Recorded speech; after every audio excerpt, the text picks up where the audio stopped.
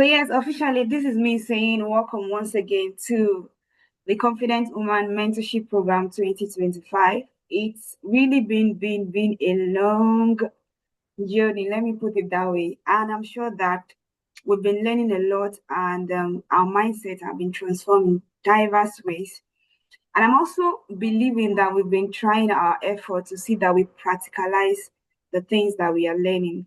So yes, about last week, I think if I can still remember exactly, we had one-on-one conversation and a whole lot of things were said, and one of the emphasis was like, "Oh, we need to talk about money. We need to talk about money," and then here we are this evening.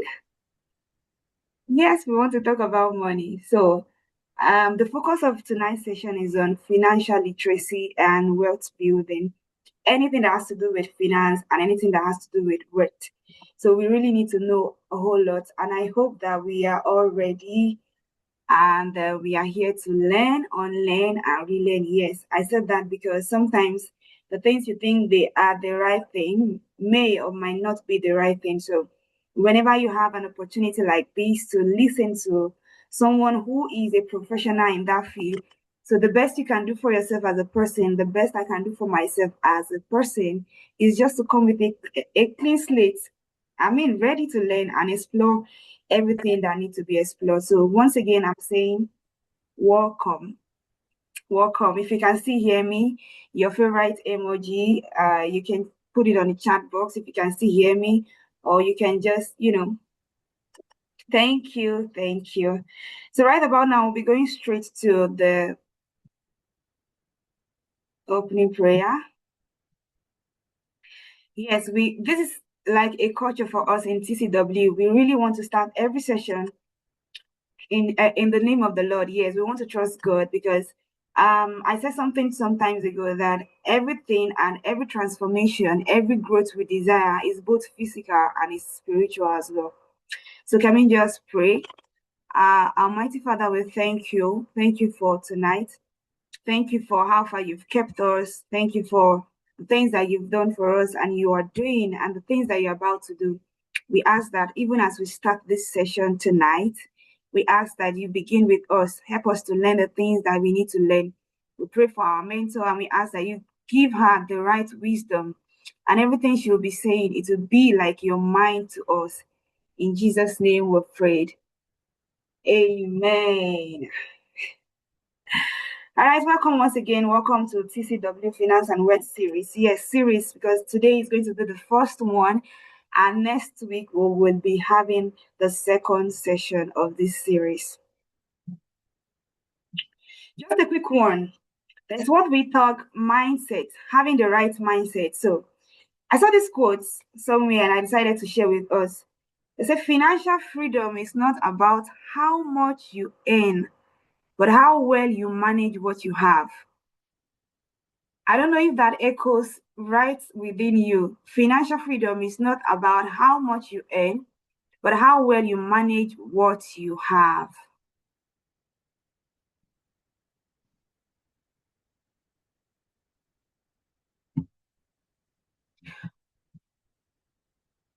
Also, wealth consists not in having great possessions, but in having few wants. I need us to look at these things and then try to think about them. Trust me, I'm not here to start explaining. We have our mentor already. She is ready for us tonight.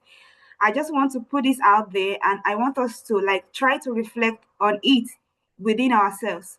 So knowing that financial freedom is not really about how much you have and but how well you can manage what you have. So it's as good as saying that when you give a million, thousand, whatever it is that you give it to someone who does not really have the right mindset, the right attitude to a thing, give the person just few seconds and before you know the person will be in need again. That's what it just basically mean rather. So because true wealth starts right in the mind long before it shows in the bank.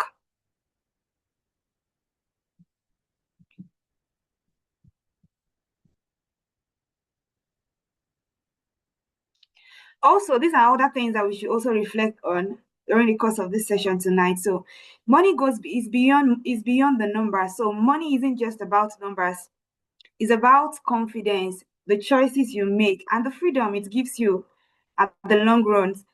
You can work hard, earn money, and still feel stuck if you don't understand how money works. Who can agree with me on that? If you do not understand how money works, you can still be stuck regardless of how much you are earning. On the other hand, even a small income can also grow into something meaningful when you learn how to what? Manage, multiply, and protect it.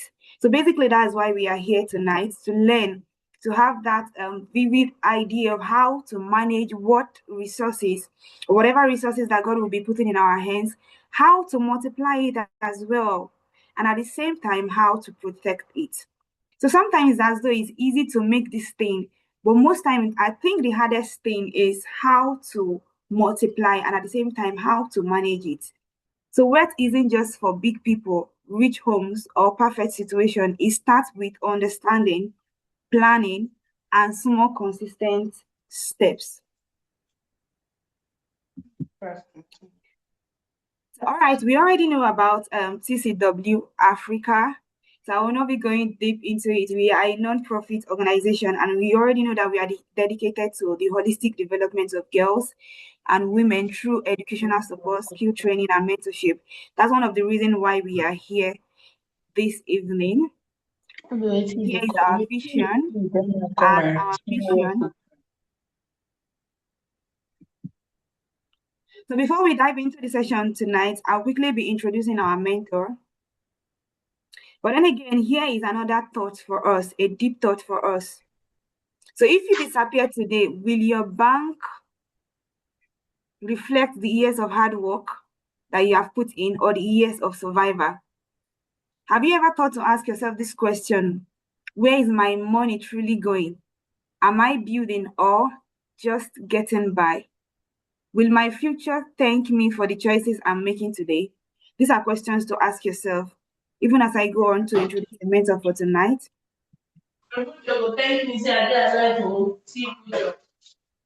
Hi, Queen Esther, please can you mute your mic? Thank you.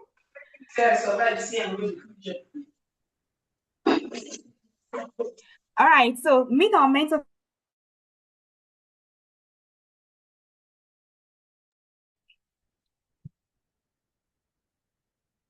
Our mentor tonight, if you were physically at the physical edition of the conference, you should have. You will know that tonight is not just a child's play because she isn't just someone getting by in this field. She is a professional in this field, right? So yes, we are privileged to have our mentor Nancy in the house this evening. She is the founder of Afrique Viceroy Solutions, convener of Smart Nation. All right, she's a trainer, a leadership mentor, and service transformation strategist. And she has 16 years of cross-functional experience in financial services, telecommunication, and technology. She has trained over 2,000 professionals across Africa in leadership, customer service, emotional intelligence, and operations optimization. And she's a co-founder of Afrique. Nancy led digital transformation projects, including decentralizing a payment system that cut processing from 5 hours to 10 minutes. She also founded Smart Nation for Women and Girls, promoting financial literacy and leadership. Nancy mentors with MasterCard Foundation, Vital Voices, and Co Creation Hub, advancing gender equity and inclusive leadership across Africa. So, if you are excited about tonight, about what you're about to learn, about the privilege of having Mentor Nancy in this evening, I want you to show your excitement. I want you to show your excitement. Type it on the chat box how excited you are. Tell us what you are really looking forward to learn. So I want to confirm that we already have our mentor here on the call with us this evening. Hello, good evening, Ma.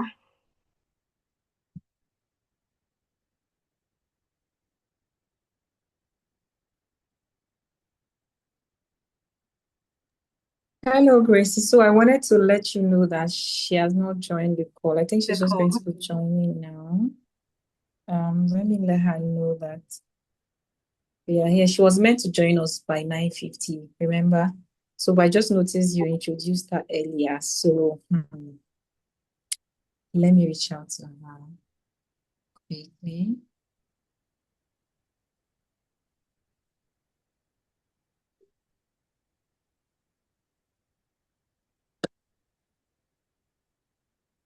All right, while we wait for our mentor to join the call, so let's get into some interactive session. So tell me something about you, that money part of you, that habit that you really, really have been looking forward to like work on as a person. Like you really, really have been looking forward to like you just know that this is a big thing and you really need to work on it. So let's share it on the chat box and I'll be reading it out.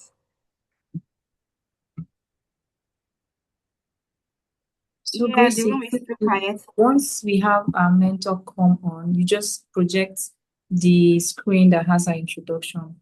You don't No have to problem. read about it again. Thank you. Yes, ma'am. Ladies, I'll be waiting for your responses. You can drop it on the chat box. You can unmute and speak. What is that one money habit that you know you've been doing or you've been struggling with and you really, really want to work on? Or that one money habit that you know you've been using and it has been helpful over the years? Come on, the floor is ours.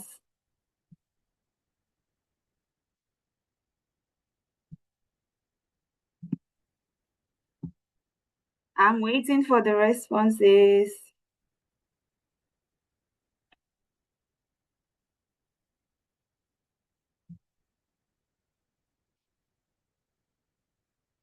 Nobody's talking. I'm sure we have business people in this call. Joy, you are here. Joy, are you here? Okay, let She's me here. just go. Okay. For, for me, it's once I receive any money, I usually like throw a percentage to my piggy vest. And once money enter my piggy vest, except it's something that is turning to life or death, I don't used to remove it, except I have a project that I want to use it for. Yeah. Amazing. So that means you've cultivated the habit of saving regardless of how little it is. So based on this practical, this how has it really, really helped you as a person? Yeah, it has really helped me because over time, um you think the money is little, but at the end of the day, when you now check your balance, you just notice that that little 10,000, 50,000 has turned into something very big. And then plus, like I mentioned last time, piggy banks used to give interest every day. So yeah. Amazing. Thank you so much, Blessing, for that response. So I can see Joy on the call. Joy offer. So what is that one money habit that you've been practicing over the years and it has really, really helped you? I know you're a businesswoman. Yes, we have so many CEO in the building this evening. So can you just share with us that one money habit? You know, even do a business that help people to save money. So what actually really, really like that habit that you've practiced that have helped you to the point of you trying to help others?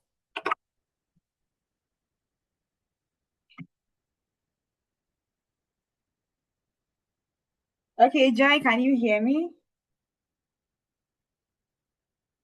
Any other person can speak if Joy is not yet ready to speak.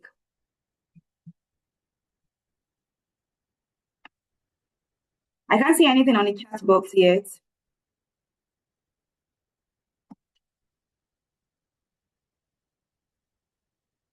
I can see Tego here too as well. Hi, Tego, good evening. Hi, Abigail, good evening. Please be free to share with us. Trust me, tonight's call is meant to be as interactive as possible. And I think I can see our mentor already on the call. Hello, good evening, Ma. Hello, good evening. Hi, Good, everyone. good evening, Ma. We are so super excited to have you join us this evening. Thank you so much. I feel super excited to be here as well. Thank you, Ma. So we actually been waiting for you. Oh, You were the one we are waiting for. So yes, the floor is actually yours now, Ma. okay. All right. Okay. I sent my slides. I'm not sure if you saw it. I need someone to help me display, please. Thank you. Okay.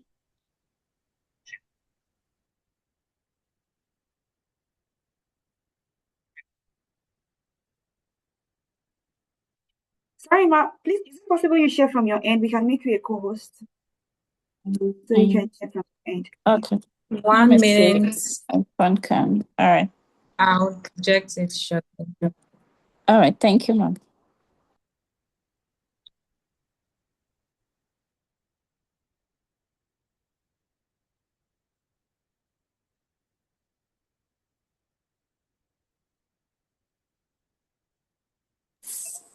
Good evening, everyone. Where are the billionaires in the house?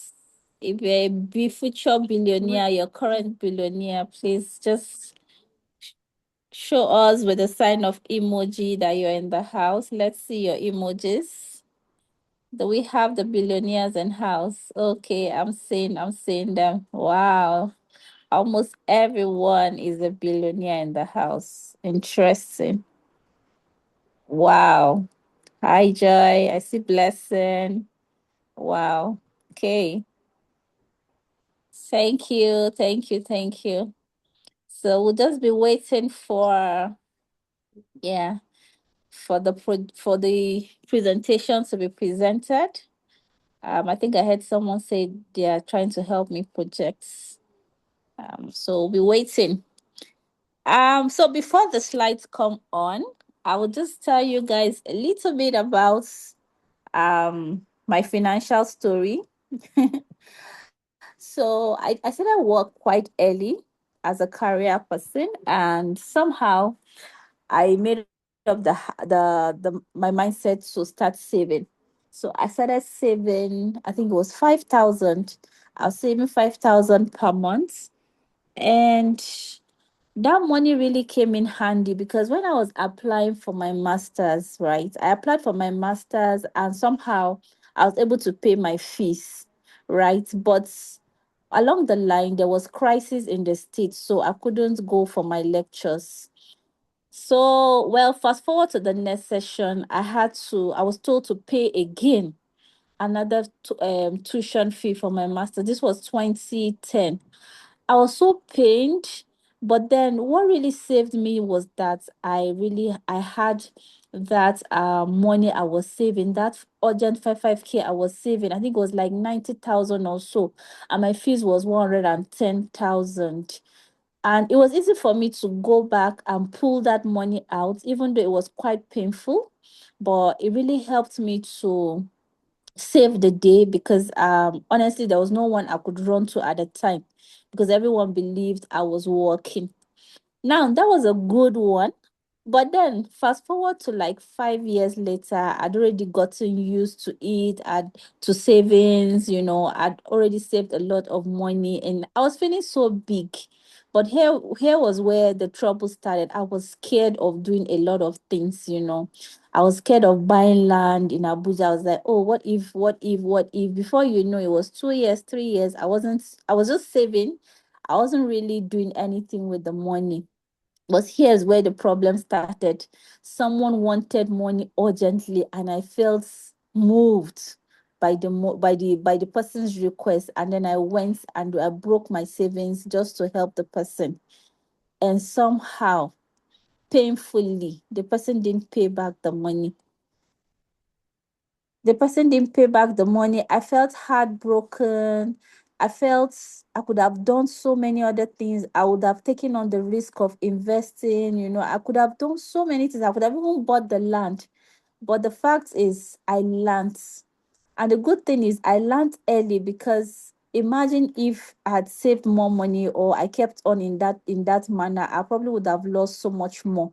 So sometimes it's good you go through certain pains at certain times in your life, such that when you become billionaire, the risk you would have taken as a billionaire would be reduced because you already know what to do and what not to do. So those are some of my stories. So I'm sure that I am not alone in this, and I should discuss further.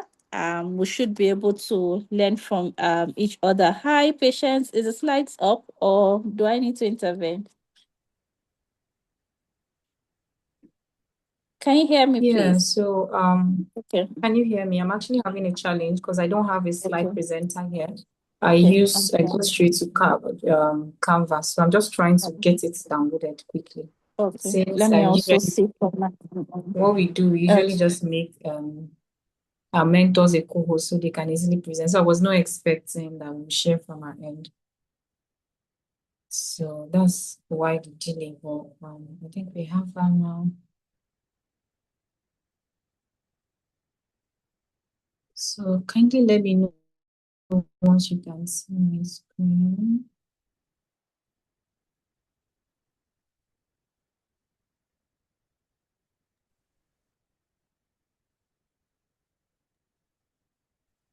Is my screen visible?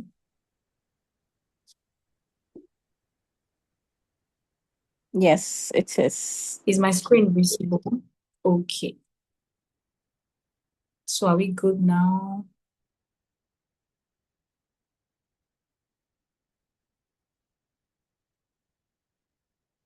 Hello, can someone confirm you can see my screen? And what exactly you can see? Yes, we can see your screen. What can you see? Financial literacy and wealth building, the first page. Okay. All right. I think we're good now.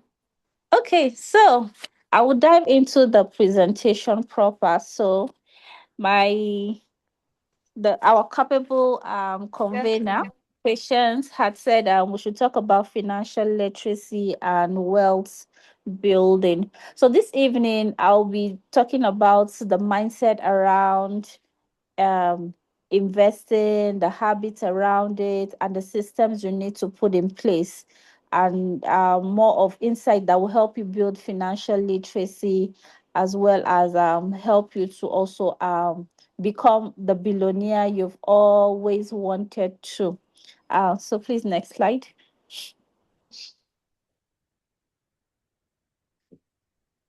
Okay, so I've talked a bit about my story. I have the story about how I was able to save, and it really helped me to cover up for the rainy day. If I hadn't saved that money, only God know where my faith for my masters would have been today. But that savings really helped me a lot. But when it came to mistakes, I've also had my own fair share of mistake. I also share another mistake that I did one time. Most times when we are thinking about investment, the first thing is, oh, my friend Patience told me about this investment, and you just say, oh, it's the talk of town. So 95% of people would jump into an investment because somebody else had recommended it. We're not sure if the person is an expert. We're not sure if the person is speaking from a place of prejudice, or maybe the person doesn't just like the company. We just jump in.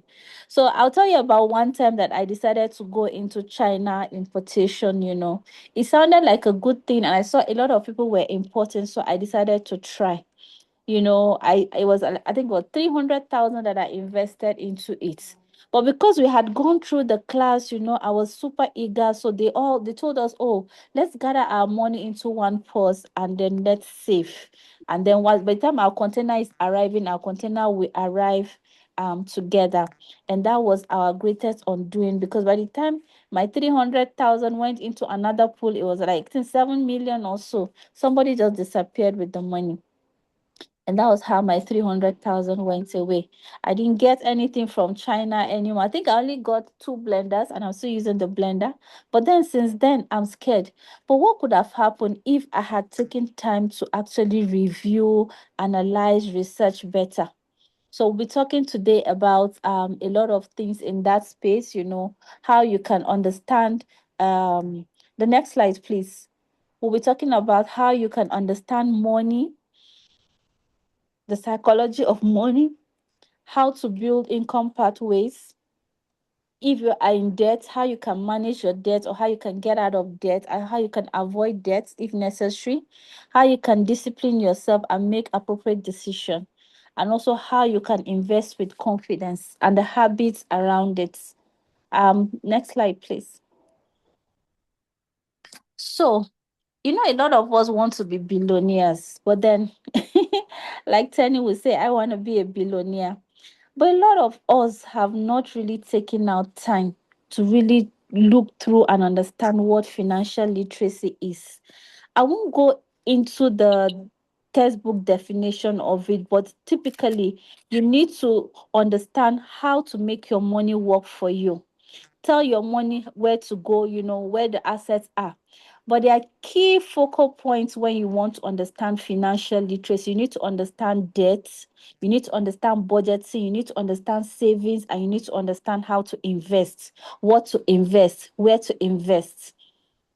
And the wealth isn't just about salary, it's about what you keep and what you grow. You see a lot of people, oh, they have money, they are earning so much big money, millionaire, they're earning in millions, six figures, but then if you check, they don't have anything to their name. And that's actually the sad reality of a lot of people. So this evening, I want to just urge you to just relax and just feel free, okay? Financial literacy is not that complicated at all. You just need to understand how money behaves. You need to Where understand how nylon? to earn it. This one now. Someone Inaini. talking. Winnie, please can you mute yourself? Thank you. Whose mic is Buy not nylon. muted? Can you do that? No, say this one, the color is Okay, that's Ugba. Someone called Ugba.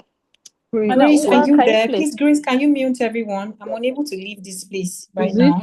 it? Okay. Thank you. So the truth about it is that No, financial no, no. literacy is not complicated. It is very, very simple. Just understand the basic concepts around investing, around saving, you know. You need to understand typically how can I make more money? How can I save? How can I start saving? And what are the places where I can save? What is the risk around saving? If I need to invest, what is the risk and the return around investing? If I am budgeting, what does budgeting entail? If I want to go and collect, maybe borrow money and go into debt, is it good or bad? Those are some of the things we'll be talking about this evening. So let's move to the next slide, please. So when it comes to understanding what we should spend on, right? The thing we need to bear in mind is that our wants are the things that we desire, the things that we want. Oh, I want the iPhone 17. I want to travel to the Bahamas. I want to go to Bali. Those luxury things that you want. You want to upgrade your living standard. You want to move from where you are to other places that are better off. Maybe you want to upgrade your lifestyle. That is your desire. It is not something that you cannot survive with. Now, when it comes to needs are things that you cannot live without. Let's say food, you can't survive without food, except maybe you are on a holy journey. You can't survive without food. Food is a need. Rent is a need because you need warmth, you need safety from adverse conditions. And sometimes, let's say, housing and transport to are basic needs. If you look at it from the angle of Abraham Maslow's hierarchy of needs, you see that food is the most basic thing you need. So when we start earning money, sometimes we begin to mix the two up. I remember one lady in school then, we were in school and she was not having food. She was super hungry. This girl, I think she was expecting money from the village. Maybe they sent money to her. This girl that has been drinking Gary, we were even supporting. The next thing she went to do, she went to buy clothes, she went to buy I think she bought hair or something. She's not worrying about her basic needs, she's worrying about her wants. So today we'll be talking about how you can differentiate between your needs and your wants. When it comes to luxury, you can actually survive without it. And when you try to upgrade your lifestyle too fast, sometimes you put yourself into a financial mess. You understand? So somehow you need to put boundaries around your money. You need to protect it, because if you don't protect your money, there will be a problem. there will be a big problem. Please, the next slide. So I also be talking about lifestyle inflation, right? Sometimes when we also maybe we are receiving salary or started attaining certain level of income, maybe they started paying you from 300,000. You're earning 300,000 this month. The next month, they now maybe after like 5 months, they now say, "Oh, well done, good servant, you've done so well. Your new salary is now 1 million." For a lot of us, the first thing is we want to go and buy that human hair, that coily wave. We want to now change your shoes to imported shoes. Lifestyle inflation is when your income rises, and instead of you growing your assets, you want to now grow your lifestyle. Immediately you start earning more, you just feel, oh, I need a nicer phone, I need a nicer hair, I need a nicer apartment. Not because you need it, but because you think you can. So the problem is, the more you try to improve your lifestyle, you are putting more pressure on your cash, and you're not able to save. So, and when you're not saving and you're not investing, you're just packaging yourself, you are most likely to become prone to stress. You know, when your money increases, the first thing you should do is not to worry about changing your lifestyle. When your income goes up, your investment should also go up, not your lifestyle. If it is not a need, like we've defined earlier, don't worry about changing it. Wait for a while. You try to don't try to adjust your ambition or your goal almost immediately. What you need to do is you need to manage your appetite. Try to control your appetite. If you cannot control your appetite, you cannot hold wealth. So immediately your income increases, don't increase your expense, increase your investment almost immediately. Then another thing you need to do is look for assets. Assets are things that appreciate in value. Maybe land. Like I said, when I started earning a little bit of good money, I started looking for land opportunities, not in the immediate, but when my income started improving to a large extent, I started looking for opportunity to buy land. I started trying things like mutual funds. But the truth about it is, if I had started earlier, it meant that I probably would have bought those lands at a cheaper rate, and the value would have appreciated. So the rule around it is, don't increase your lifestyle, or maybe upgrade your lifestyle immediately your money comes in, but rather increase your investment. Please, the next slide.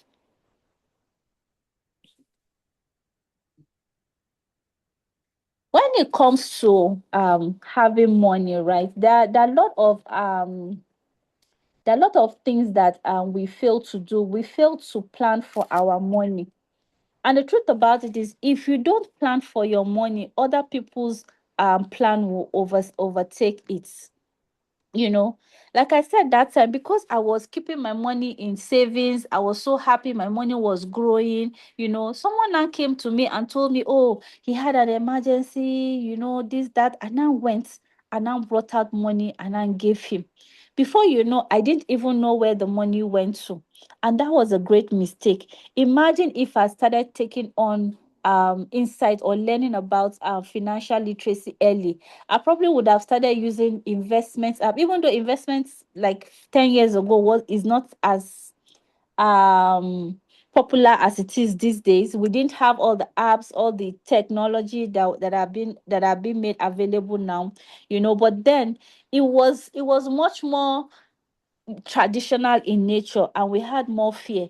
So let me just tell you that you are born in a generation that has the advantage of being able to see the opportunities glaring. You can even just search online and you see those apps available to you. But the truth about it is, you need a lot of discipline. Even with those apps, if you're not disciplined to structure your money in a way that you will be able to save, you'll be able to invest, and you'll be able to live a life that is comfortable, you stand a chance of also having so much money, and yet every day you'll be saying, where is all the money going to? I'm working so hard, I am earning so well, but I can't find the money. That's the reality of a lot of people. They are working so hard, but then, there's something called black tax. Black tax is when, 5 or 10 family members are calling you to ask for this, ask for that. Sometimes we don't even track those things. Before you know, all the money that is supposed to be used for investment, you've given it out to everybody because you've not really planned for your money. So, what is the tool that will help you to actually plan very well? Is your budgeting. You need to start budgeting for your money. And how is budgeting done? Budgeting is actually is not hard. You just simply tell your money where your money will go. And I know a lot of people find it very hard to do, but don't worry, I have a very easy template you can use. What do you need to do in that template? It is very, very simple. You will track your income. How much am I receiving? How much is coming in? Maybe, and when we talk about income, you can check maybe your salary, your passive income, and a lot of us, I think, are doing a lot of gigs, right? Side gigs, side hustles. In your income section, you will track all of those things, everything that is coming in.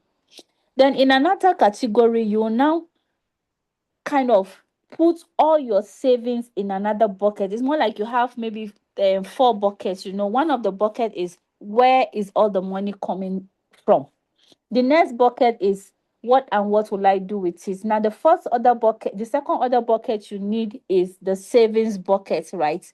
And in that savings bucket, you now track, oh, I am saving for emergencies. I am saving for oblate, I'm saving for dirty December. I'm saving for conferences. I'm saving for vacation. I'm saving for wellness. Or I'm saving for maybe for my academics. So you can have a bucket for savings. Then another bucket you need to save is for debts. Maybe you're owing someone, you're owning the loan app and people, or you're owing someone for maybe the land you bought, you've not finished paying, or maybe there's something that is you need to pay back that you're owing someone as a loan. Have a category for that. I'll share that template with us all. Then the major category that I know that takes our money every time is expenses. You're spending money on a Ashwebi, spending money on groceries, phone, data, fuel, eating out, and all. You need to have a category for that.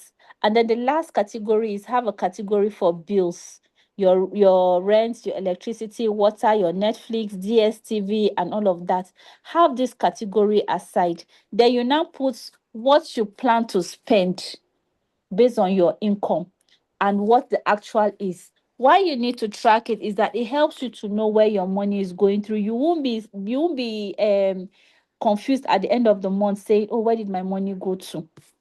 But if you actually use the apps these days, new technology, these fintech apps, it's easier for you because somehow they've created categories in the app when you're making a transfer. Like the app I use for my expenses, it's called VFD app. In that app, immediately I am spending money to ask me what purpose is this for. Please don't skip that section.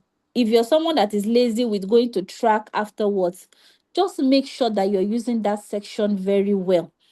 Then put the comments there. Oh, I am spending for lunch. I'm spending for this, and it helps you to categorize section and subsection. So that way, when you're able to pull out your bank statement, you can easily just see. In fact, the app actually has like a graphic where I can see most of the places where the money goes to.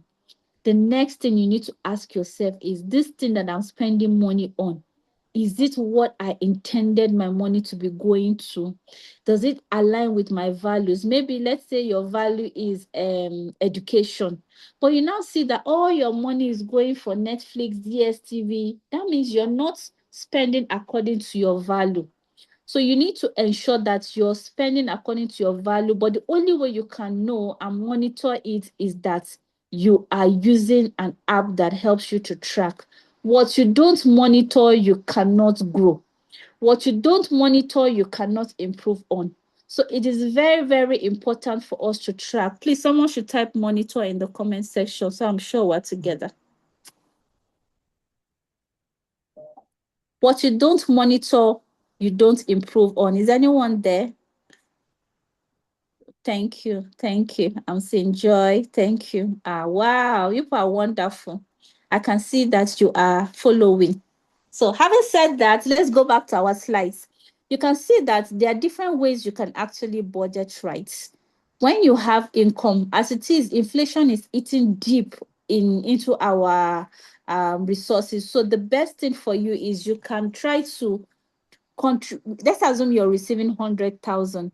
50,000 can go into your need. Remember, we talked about our needs before, right? Let 50% go into your needs, which is maybe your food, your housing, and other things. Now, the next thing is you can use 30% into savings, right? You can save 30%, and that 30% will help you to now prepare for the future. Then you can now keep 20% for maybe in your savings accounts for emergencies. Now, you always need to have money. Don't go and overspend on investment, because if you overspend on investment, you will find out that you will struggle with the other segments of your life and you will not have a balanced life. So we'll talk about that later. So you can also do zero-based budgets. What you do in this instance is that that's the way I described earlier. Every of your money, assign a role to your money. Don't just allow the money to be sitting idle. Once you receive your income, or you know that your salary will come on the 30th, plan for it. Say, oh, 5 naira will go into charity, 2 naira will go into my feeding, X naira will go into then create a section for miscellaneous. Miscellaneous will help you to cover for eventualities. Then the one I love most is that this reverse budgeting. It helps to instill the discipline of you save first before you spend. A lot of us will go about spending all the money, will now wake up and say, I have not saved though. That shouldn't be the habit. Everything around your financial independence rises and falls on two things: your structure and your discipline.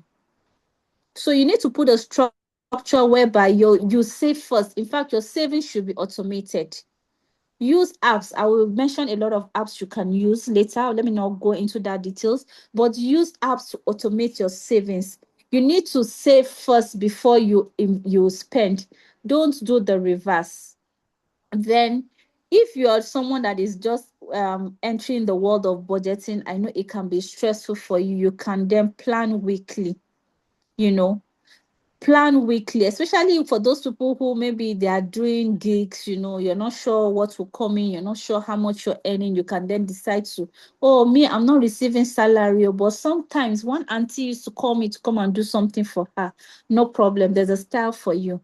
Every week, plan for what you are going to receive. Maybe someone will call you for a job. Estimate the amount of money that you will spend, then plan for it based on that. Remember that your budget is not a cage, it is like a compass. And you know that if you don't plan for your money, other people's plan will take over, because your money is just sitting in the bank account. Somebody will just say, please, help me, I don't have money, I really need help. But out of compassion, if you're like me, you end up giving out all your money. But what I did to help my sanity is that I put a structure around it. And the next pillar that I leverage on is the discipline. So the discipline and the structure is what helps me to ensure that I remain stable. So while you're investing your knowledge into learning this financial literacy tricks and all, I need to implore you to remember that knowledge itself is not what brings money. It is the application of knowledge that brings money. So please, I need you to do the less of the learning and take out time to apply. You've gone through too many classes. You need to now focus and try to implement what you have been studying. So please, your budget is not a cage. Someone should write, my budget is not a cage, it is a compass. In the comment section, please. Budget is not a cage, it is a compass. Next slide, please. Are we together? I'm not seeing your writing. Nobody is writing in the comment section. Are we together? Wow, I'm seeing them now. Thank you, thank you, thank you. So why your budget helps you to do is that each time you are exceeding that limit, it will just help you to remember that, oh, I've only budgeted 10,000 naira for data. That means I cannot be wasting it scrolling through Gege's page, or scrolling through what's this guy's page. You need to, then that will kind of create some level of consciousness in your mind that, this month my budget is 10,000. I cannot be using it to be just scrolling the street of Instagram for 10 hours. So it is very, very important that you note that. So there are certain things you need to do before you start investing. And like I said earlier, that 95% of people actually just go to do things based on the fact that a friend has referred them. A lot of people will just say, oh, someone said, oh, I heard this crypto. Have you bought crypto? Because it now becomes the buzzword. Everybody is talking about it. You just feel there's something called you know if you now you are scared of being left behind. You don't want to be left out. You now want to join the bad wagon. Meanwhile, you've not taken out your time to go and study and understand what are the principles behind this thing, what are the strategies behind it, who is actually behind it, what is the technology driving it, how can it fail. You need to be asking yourself some very, very important questions before you start investing. Let's assume you want to invest in shares. A lot of us, you just run and come and call Nancy, ma, please, what shares should I buy? Me, with my own big head, I'll now tell you, oh, go and buy Stanbic shares. You now run, oh, my mentor Nancy said I should go and buy Stanbic shares. You don't need to follow people's instruction, or people would probably do things maybe because my cousin is the MD of Stanbic. I can tell you to go and invest there. So you need to be wise on your own. You need to first of all check. Wait first, this Stanbic that they want me to go and invest in, what industry is this Stanbic? Then you now realize, okay, you now need to do the research. When you find out that Stanbic is in the financial service sector, you now need to be ask yourself question, is this sector growing? Who is driving the sector? Which companies are in the sector? Why do I have to go for this company and why not that? And there's something you smart and confident women need to do. You need to go to SEC. Somebody write SEC in the comment section. SEC is Security and Exchange Commission. Go to their website and try to find out if this company is actually having any issues that they've escalated, they've banned or something. And another thing you need to do is you can also go to the company's websites and check their financial. There's always an investor page. Somebody say investor page in the comment section. You check the investor page on that company website and try to check if there's any information that is relevant to you. And if you understand financials very well, go through their bank statement and try to look, are these people making profits?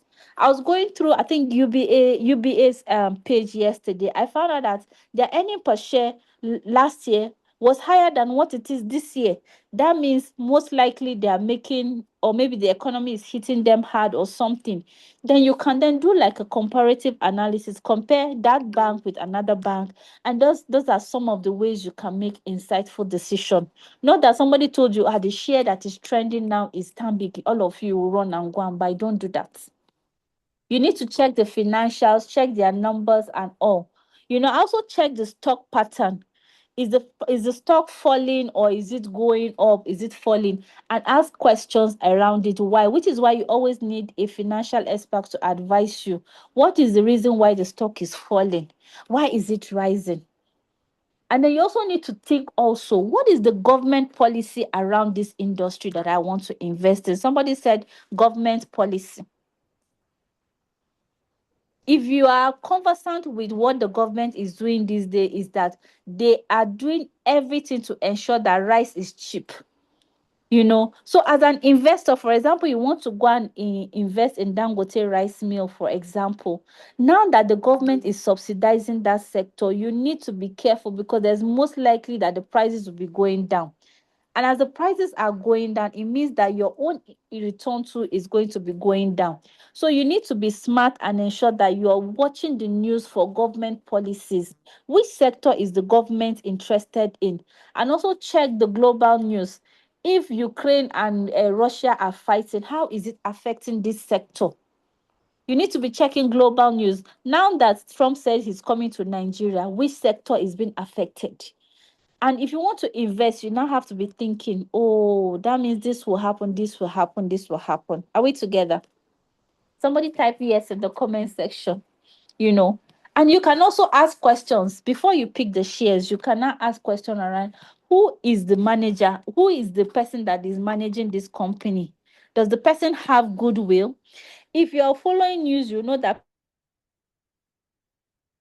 Paystack is in the news these days. And imagine that if Paystack was having shares in the stock market, what would happen to their shares? There was a time when DeepSeek came. Nvidia, which is their competitor, their stock started wobbling. People were selling and selling and selling and selling. As they just said, oh, DeepSeek is coming, everybody was scared. Chinese people are bringing a new competition. Before you know, Nvidia stock went down. So you need to be very, very smart and listen, and if you can go to I think Yahoo Finance. Yahoo Finance always has a lot of news that you can always learn trends, and check what is the news saying and how does it affect this sector that I want to invest in.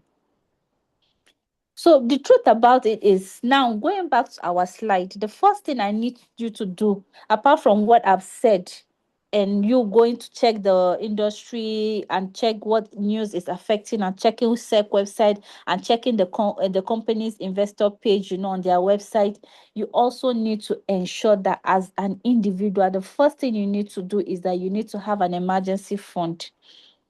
If you have your money in asset like land, you can't sell land overnight. Imagine you've used all your money to sell land, and God forbid there's an emergency, you need to go to the hospital. Before you sell that land, something will happen. So it's very, very important that you have an emergency fund, because when life tests your finances, the only question I'm asking you now is that, will you panic or will you prepare? Are you preparing or are you panicking? Your emergency fund is what will help you to have like an insurance. So between panic and prepare, the smart and confident woman will always prepare. Say, I will prepare. Please write it in the comment section for me. So you need to have an emergency fund, and this is not to impress anyone. This is to protect your peace. This is to protect your peace, Have an emergency fund that, worst case scenario, even if anything should happen, I should be able to have 3 to 6 months of living expense. Are we together? Now, another thing you need to know is that when the unexpected happens, maybe there's a family crisis or they call you for an emergency, like I told you, you will not be forced to go and start begging, or you not be desperate. In fact, when you're desperate and you're selling your asset, you'll be selling it at a loss. So to avoid that, have an emergency fund. It helps you to shield you from any form of chaos. Somebody type emergency funds in the comment section.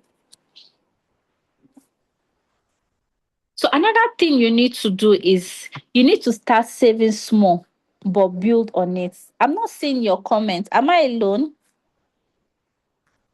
Your comments will help me know if we're together. Thank you. Thank you, Naomi. Thank you, Abigail. Thank you, Emigrate. I'm seeing your comments now. Another thing you need to do is you need to start saving, but you can build on it. What I do to a lot of people when I was in the 9 to 5 space was that, once I see you, you're young, you're a copper, you're just coming. You just come. A lot of them will come with this sponge weave on. But before you know, they want to start buying, what did they call this long hair again? Bone straight. They want to buy curly wigs. What I do is, as a mother that I am, I just call them and just tell them, see, you need to start saving. I'll tell them to start saving as little as 5,000. But that one is just a catch. Before you know, I'll tell them, okay, now that you have saved 5,000, this 5,000 cannot do you anything. After like 3 months or 6 months, I'll say, please, you need to increase it now, maybe 10K or 15K.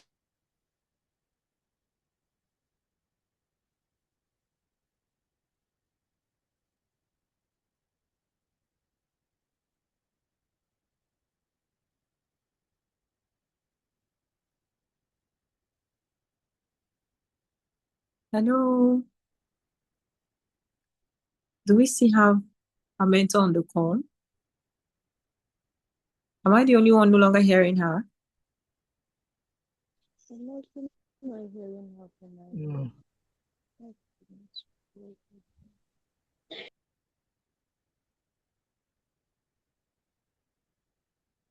I'm unable to see what's happening. So let someone just unmute and let me know.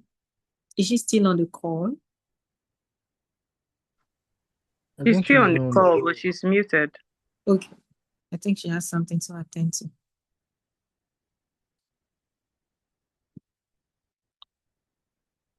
Let's just give her a minute to sort that out. But so far, if you've learned something, please let us know in the comments. So I've just been very quiet and taking notes. I'm feeling so guilty because I'm that person that has been all over the place about assets, right? So most of my money just go to assets. I don't think about emergency funds. I don't have anything called emergency funds. But thank Can God you for hear this. me?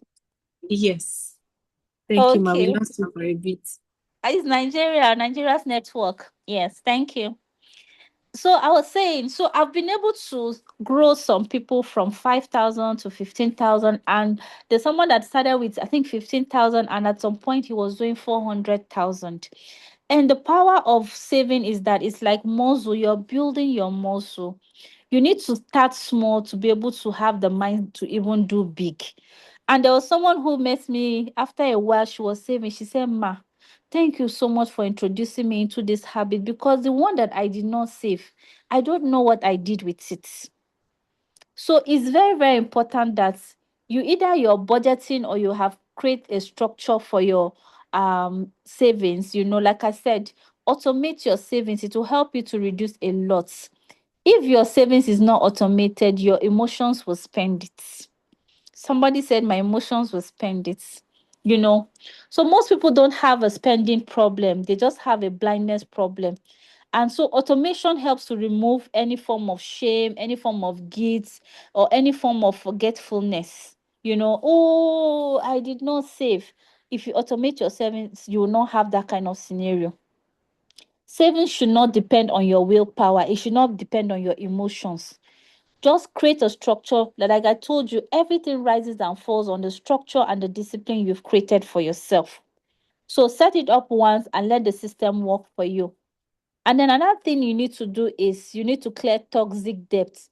And unfortunately for us in this generation that we are born in a world of opportunities, so also the challenges are there.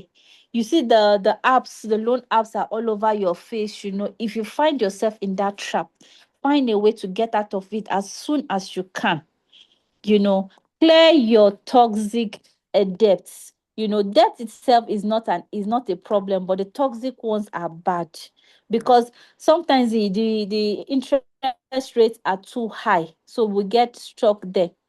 So let me quickly rush. And another thing you need to do before you start investing is decide why you want to invest.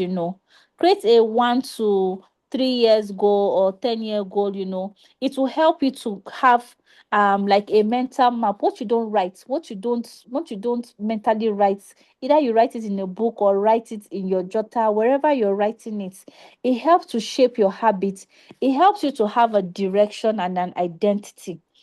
Because once your goals are written and dated, it now becomes very, very easy for you to apply. But that thing you're saying is in my mind, is in my head, you will forget it. So please create that structure of auto savings, so that it will help you, and write your goals down. And like I said, understand the industry you're investing in. Don't just jump in, and then know your risk. Are you risk averse? Oh, me, I don't want to my money to lose. So if you're that kind of person, that means you're risk averse. I will tell you what to do with your money. Then if you're the type that you like to take risk, I will tell you what to do with your money. But first of all, know your risk type. And then if you think that, oh, I want to invest now, don't just jump on any app, don't just jump on any investment platform. Go to SEC page and check their CMO page to find out, is this your CMO in on this category? Or is that your agent attached to a CMO? Let him quote his CMO. Because if they are not attached to any of these people, once your money is lost, it's gone. It's gone. So another thing why you need to understand the industry, I forgot to mention, is, let's assume you're not even operating in all this conventional thing. You want to go and buy a goosey in Ogbomosho and stop. What do you know about the harvest cycle? Understanding the harvest cycle is very, very critical, because you can't go and buy at the period where the prices have gone high and you think that you will get profit. You will incur loss. So it's very, very good that even if you want to do agriculture, know when the circle is. When are they harvesting? When is this scarce? When is it available? And more importantly, I told you before, you need to watch out for the government policy that is affecting that sector. You do not lose money because God did not love you. You lose money because you trusted without verifying. Don't come and say, God, why me, or why me? No. Growing money is very, very exciting, but you don't have to take unnecessary risk. Next slide, please.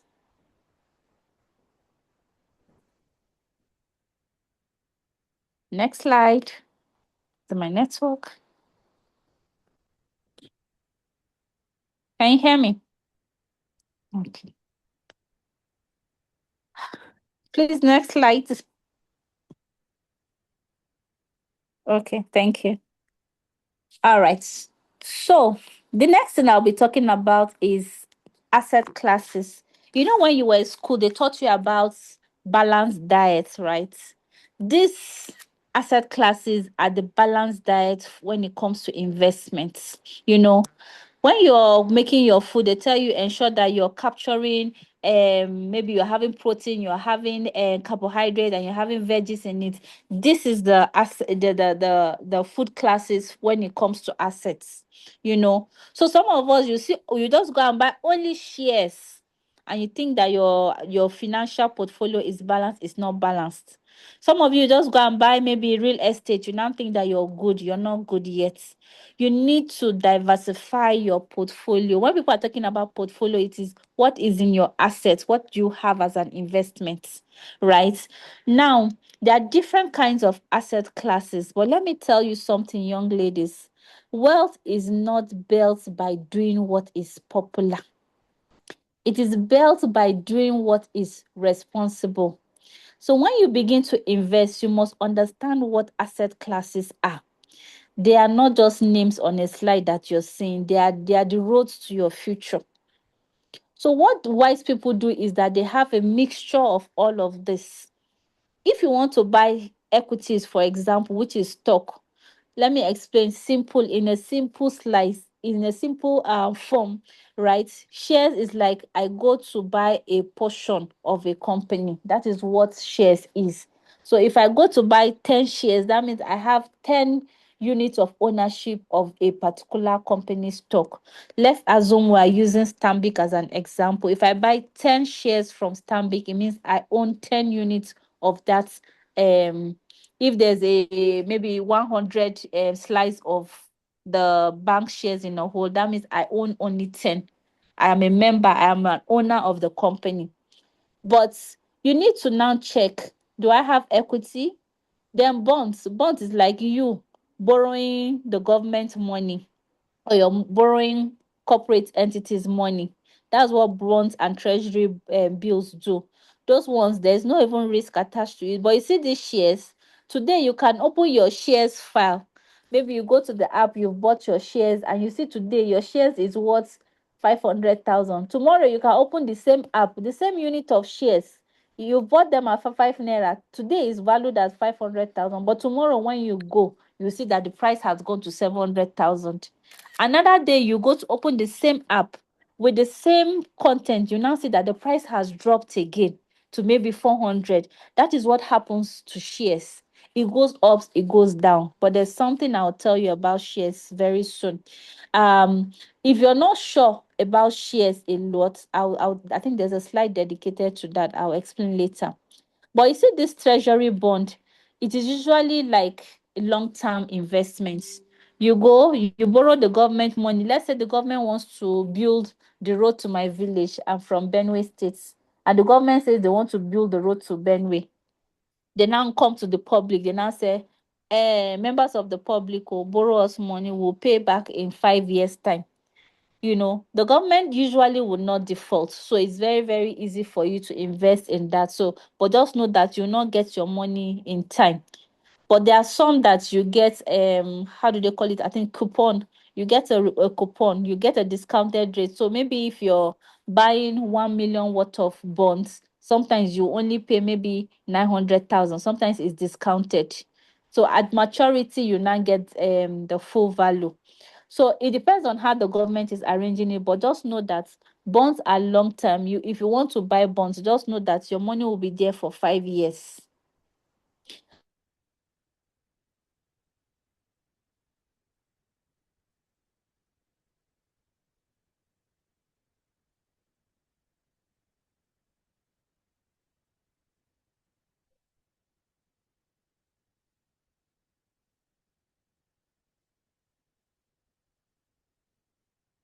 Hello, Ma, are you still there?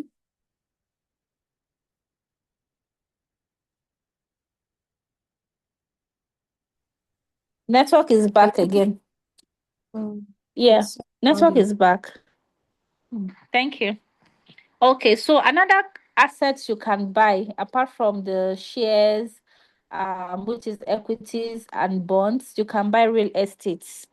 There are different ways you can buy real estate. You can buy in form of buying land and building, or you can invest in some apps. There are some apps that they will take money from you, they will go and buy the land, build it, but all you'll be getting is you'll be getting rent on it.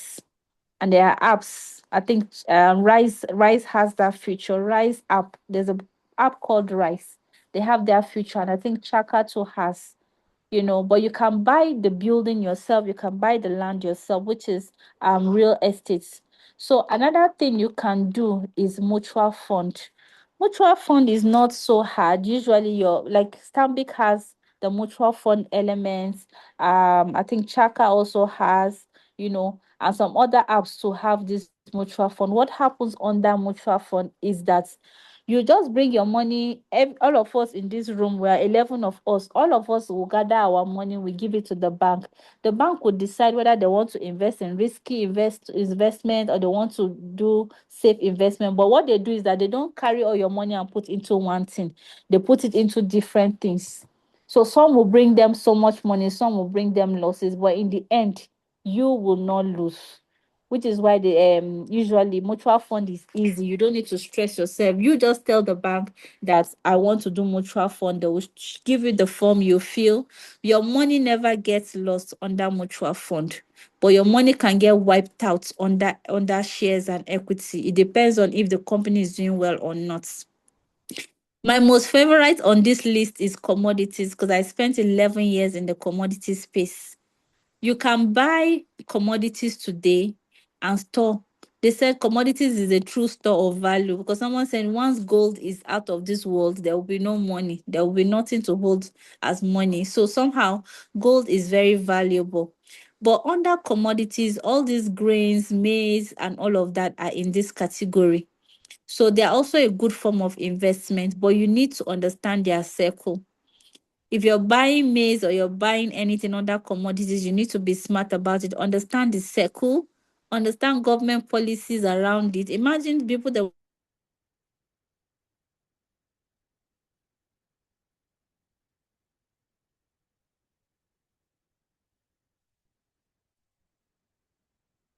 This network has to cooperate. yeah, the network is wonderful. Thank you.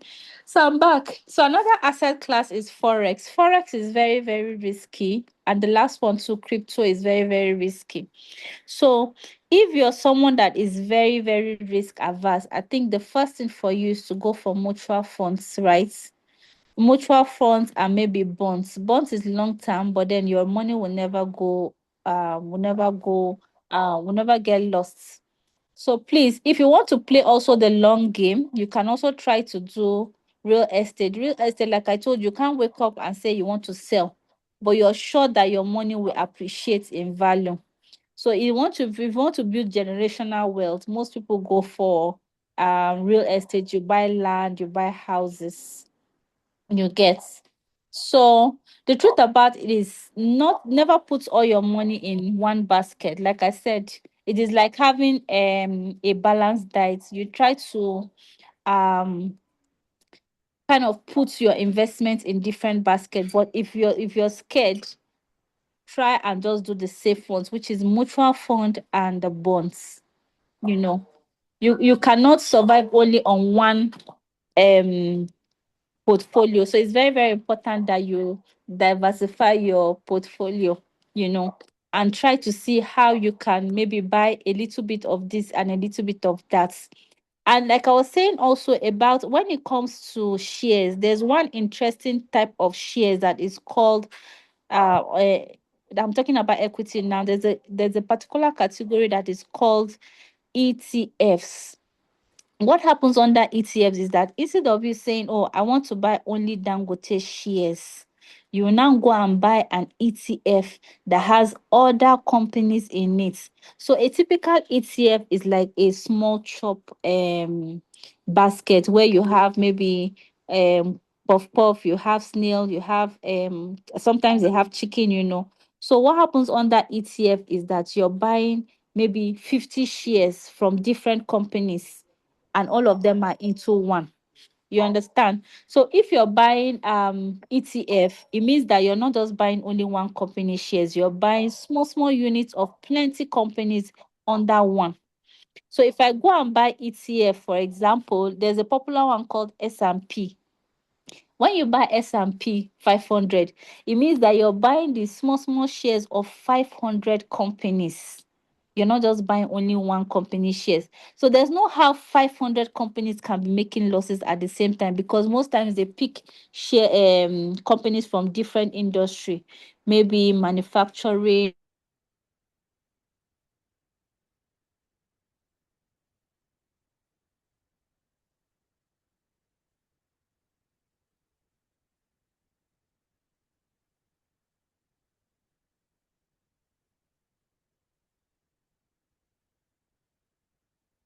Are we still together?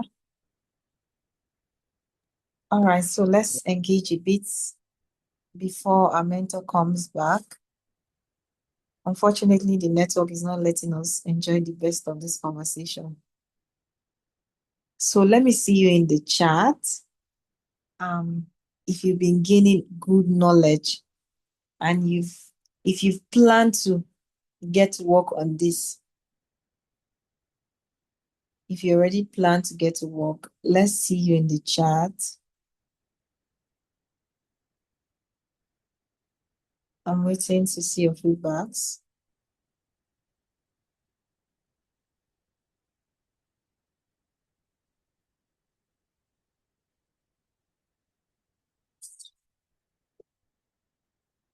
Okay. While we're doing that, someone kindly confirm that we still have a mentor on the call. Since I'm sharing my screen, I'm not able to see what's happening on the Zoom call. Do we still have her on the call?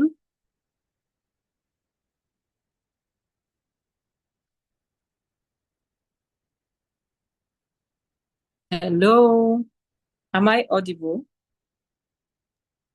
No, she's not yet on the call. Oops. So I think this time around the network sent her out.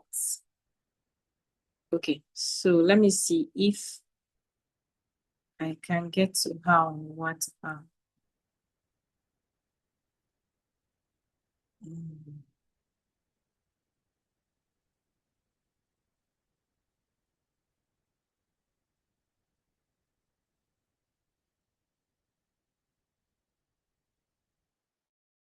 All right, let me reach out to her on WhatsApp.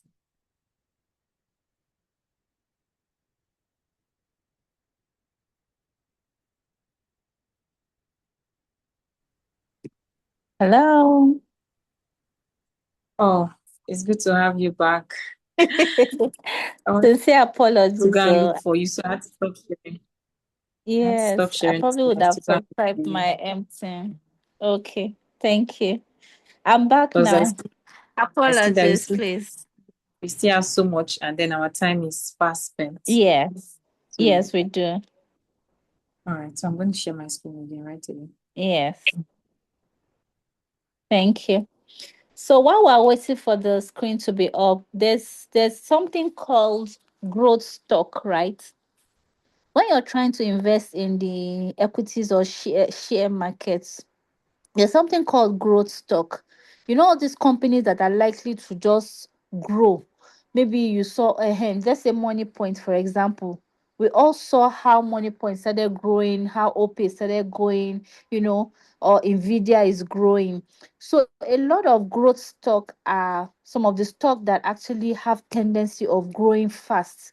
So if you really want your money to grow fast and you're not sure which sector to invest in, you can go for growth stock, go for technology companies, or maybe any of these sectors that are, you see that there's something new happening in that space, you can go and invest there. But you need to remember that the higher the return, the higher the risk. So growth stocks are very, very good. You can see Nvidia was selling, I think, at $113 at a point. Before you know, it went to 180, and just the way it went to 180, it dropped again. So if you're someone that is trying to understand how to invest, you can try it, but please know that you can stand the chance to risk. But if you're not interested in that kind of risk, most times you can just quietly go for what they call the dividend stock. Those ones, they are not growing fast, but before you know, you're getting your dividend, small, small, small, small money. But just know that if you're going to invest in the stock market, just know that you're investing for the long run. Just put your money there and leave it for maybe 5 years or 6 years. If not, or if you think you can be a daily trader, then you have to be monitoring the movement, monitoring the news, monitoring a lot of things. So please, this is a suggestion, it is not an advice. Thank you very much. T for thanks. Okay, so let's go to the next slide. I tried to do some small analysis around around that. So this chart typically just tells you that if you want to do something that is not high risk, you can try the treasury bills, the government bonds. Yes, I forgot to talk about fixed deposit. Fixed deposit is good. I do fixed deposits. I also do a lot of government bonds. So what you need to do in this instance is, you can just, for fixed deposit, you just go to your bank, like some of the apps I have. You can just go there, set it, put the period, which they call it tenor. You can do 3 months, you can do 6 months, you can do 9 months, you can do 1 year. But as you're doing, they'll tell you what is the interest you're going to get. Some of them will even calculate for you that if you put 1 million today, this is what you get in 6 months. So you can decide if you want or not. For things like treasury bills, I told you before, fixed deposit, the risk is low. Your capital is secured most times. Money markets, well, the risk is also is low, but not so high. You get. So if you're someone that is looking for medium risk, the only thing about money market and mutual fund is that you will not know what your return will be. Unlike the first category, you know what your return is. They'll tell you ahead of time. It is 5%, it is 10%. But this second category where you're seeing money market, you will not lose your money, but you will not know how much you will get on your money, but you will never lose your capital.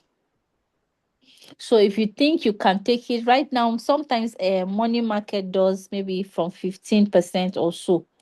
But mutual fund, these days they'll calculate for your money for you end of months. But I know that there are some apps that calculate for you daily, but I haven't used those daily apps. But you can check. And REITs is real estate investment. If, for example, if you don't want to invest in buying a house, or you don't have money to buy a whole house, you can invest in real REITs. What happens under that scenario is that your 5 naira, somebody else's 5,000, another person's 1 million goes into a pool. The agent will now carry the money and go and buy the building, and then the rental income is what you get. So apps like Rise, Chaka and the likes, they have the REITs component. And I think Bamboo too also has it. So, but for this one, like I told you, you don't know what your return is, but most times your money will always be there for you, your capital. But you see the next category, which is stocks. Stocks are very, very risky, or when you're trying to start up a business, it's very, very risky. So you need to understand where you are investing it. Then the likes of crypto, commodities, and all those ones, you can make money, you can become a billionaire overnight, but just know that you can lose all of your money. Next slide, please. Okay.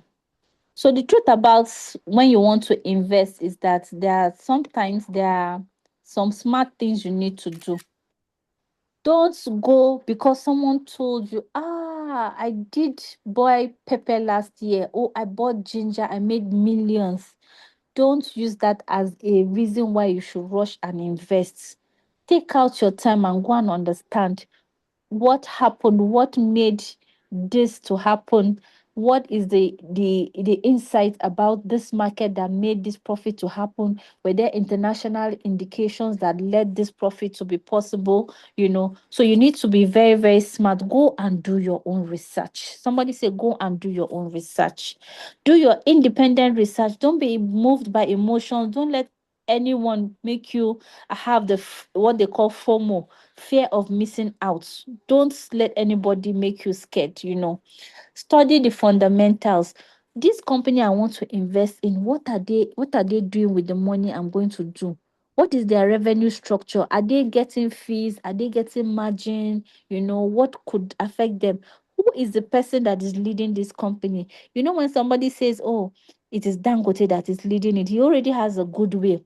Or they'll say it is Otedola that is leading it, he already has a goodwill. So you need to know the leadership behind that thing that you're doing as well. Then please diversify. When you're diversifying, don't just diversify. Maybe you just say, okay, oh, I want to diversify, so I'm buying MTN shares, I'm buying Airtel shares, I'm buying Etisalat shares. You're buying your shares in the same industry. It means that the same risk that can happen to MTN is the same risk that can happen to Etisalat. So when you're diversifying, diversify across industries. And also diversify across locations if possible. That means you can invest in Nigeria, you can buy US stocks, so that any problem that is affecting the Nigerian economy may not affect your US stock. If there's a problem affecting US stocks, it may not affect the Nigerian stock. So when you're investing, like I said, do maybe banking shares, buy some energy shares, buy some maybe growth stock like the ones in the Nvidia world and all of maybe Amazon, buy those shares. Make sure that you're spreading your risk. When you spread your risk, it helps you. And then, of course, I said, make sure that if you can, try to have a balanced diet by ensuring that you capture the 6 classes, but ensure that you consider your risk profile. And then think long term. Some of your investment might be short term, but then look for those that will help you in the long term. And which is why you can try to invest maybe you just say, oh, I've invested 1 million, then in your lifetime you don't want to invest again. No, you need to be investing little by little every other time. You can say, okay, every month, every quarter, every year, I'm investing. When you get return profits, please don't eat it. You can invest 90% of your profit back and keep 10%. But the truth about it is, if you can invest everything back, it is good, except if you are unsure about the investment, then don't put your profit back. But if you're sure about the industry and all, then you can reinvest. But please always watch out for the news, always watch out for government policy. There's someone that I know was trying to build a rice plant, got money loan from the bank, was building the rice plant, and then boom, the government did all this policy that has dropped rice from the price that he was anticipating, and had dropped the price all the way down.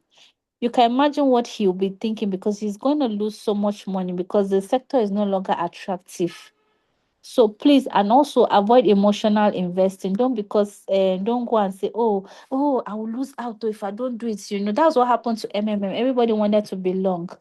So please be very, very smart, and also watch out for Forex. Forex has been stable for a while, and also watch out for inflation. Inflation is a key problem. Unfortunately, they've helped us to rebase it, but the truth about it is inflation will eat your money if you don't invest in the right sector. When someone is telling you to come and invest, ask the person, what's the return on the investments? The person tells you it is 10%. How much is inflation rate? If inflation rate is 15% and you're getting 10% investment, it means that anyhow, you're losing 5%. But it's still worse than keeping your money in the bank, because then you're probably going to lose 15%. So please, let's be very, very smart and watch out for that. Next slide, please.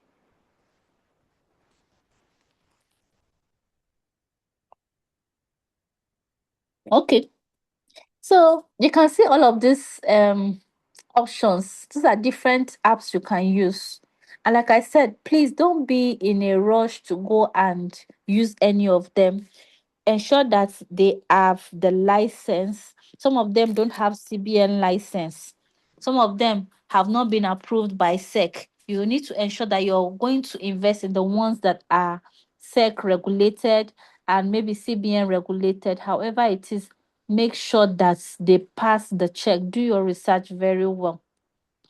So typically, there is a season for you to work for your money, which is why it is good, I said, you should start early. That season where you're working for your money is the season where you should start looking for opportunities to compound your money. There's also a season where you let your money work for you. Please, someone should write it down. There's a season to work for money, and there's a season to let money work for you. There's a season to work for your money, and a season to let your money work for you. That point where you're giving your money assignment to work for you, that is where you've started entering your passive era, your passive income era. So we live in a time where you no longer need millions to begin investment. We all know you can invest with 5,000, you can invest with 10,000 now. Most of these apps, you don't need plenty money to invest in it. Just go start with 5,000. Like I said, build the habit, exercise your muscles. It's better you lose 5,000 than for you to come in your future when you're old, you now go and lose 5 million. So it's very, very important that you need to start early, But please know the season you are in, either the season that you're working for your money, or the season where your money is working for you. Investment is no longer a language of the wealthy. It is the discipline of the wise. It is not the era where we're no longer in the era where, now only rich people they invest. Oh no. This time around, it is everyone that is investing. You understand? So you don't need to know everything before you start investing. And the only way you can even know is by starting. It is when I start investing, I now realize that, in fact, I had money in UBA. I was so pissed with UBA that my children money were there for 3 years, and all I was getting was 10%. Do you know, when I got to know that I could get more, I went to them, I told them I can get more interest somewhere else. They told me, okay, we can give you 12%. I said, no, I don't want 12%. You can imagine they've even improved it by 2% because I was negotiating. I picked my children's money and took it to somewhere that they could get 25%. And that really gave me peace of mind. Even though I am doing the normal savings in UBA, after it gets to a particular period, I move the money again to that investment platform where I think is safe. And also my children can earn something. So please be very, very wise. You need to start small. Like I said, I told you that I've been able to groom someone from saving 15,000 all the way to saving 400,000 every month. Every month. Last quarter, he told me that thank you very much, ma, that you really helped me to build a habit around this. So, so every investment, and no matter how small, is a statement of who you believe you are becoming. And earlier I said to you guys, hello, billionaires. So if we are becoming billionaires, that means our investment habits needs to be very, very on point. We need to build the habits. We need to build the structure. Please, the next slide.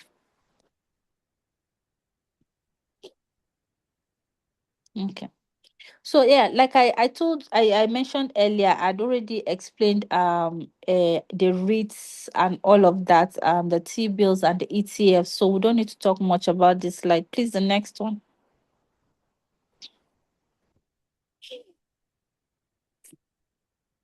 No, no, no, what's happening? Okay. Okay. So, All right. we have a few more minutes to go. I think just Okay. around 10 minutes, so that we Okay. make room for questions as well. Okay, that's fine. Thank you for that useful information. All right. So I would try to make my points faster. So the goal about this, and all I'm trying to encourage you, is that we need to build a habit around investing. And I've told you about some of the channels with which we can invest. But we need to now try to see how we can use what we are earning now to either invest in ourselves, invest in learning. Like I said, learning without applying the knowledge is total waste of time. So create the habit of utilizing the knowledge that you're learning. Today, as you're here, decide what 2 or 3 things that you want to start doing from what you've learned today, and use your money to fuel your future growth. If it could mean that you're investing in an opportunity that will help you in the future. Next slide, please. Are we there? I'm having problems seeing which slide you are. Okay. All right. So this slide actually, are you on the borrow slide? The debt management Yes, slide? debt Okay, management thank you. strategies. Okay, great. So the truth about it is, ladies, borrow and debt is not evil in itself. It becomes evil when we use it to cover our insecurity. Like you go to borrow money because you want to show other people that you belong, or you want to try to cover up from pressure from family, pressure from different people. That is when you will now get into trouble. So whenever you borrow, you are pulling value from your future, and your future should be protected, not traded cheaply. Only borrow money when the money is going to work for you. So borrow money for assets, and as you're borrowing, you need to start thinking ahead that where will this money be paid back? How will I pay back? Borrow with clarity, not emotions. Don't push yourself into borrowing because you're overwhelmed. You know, borrow with a plan. Borrow, make debt a bridge and cross it quickly. Don't make it to become a prison for you. All these apps these days, they tell you come and borrow. Check the terms and condition. Buy now, pay later. Most times the interest is very, very high. The loan app, sometimes you'll see the interest rates are up to maybe 50%, sometimes 100%. Avoid high risk loans as much as you can. If you find yourself in debt, talk to someone that can help you, to advise you and help you to close the debts. Either an accountability partner or a mentor will help you.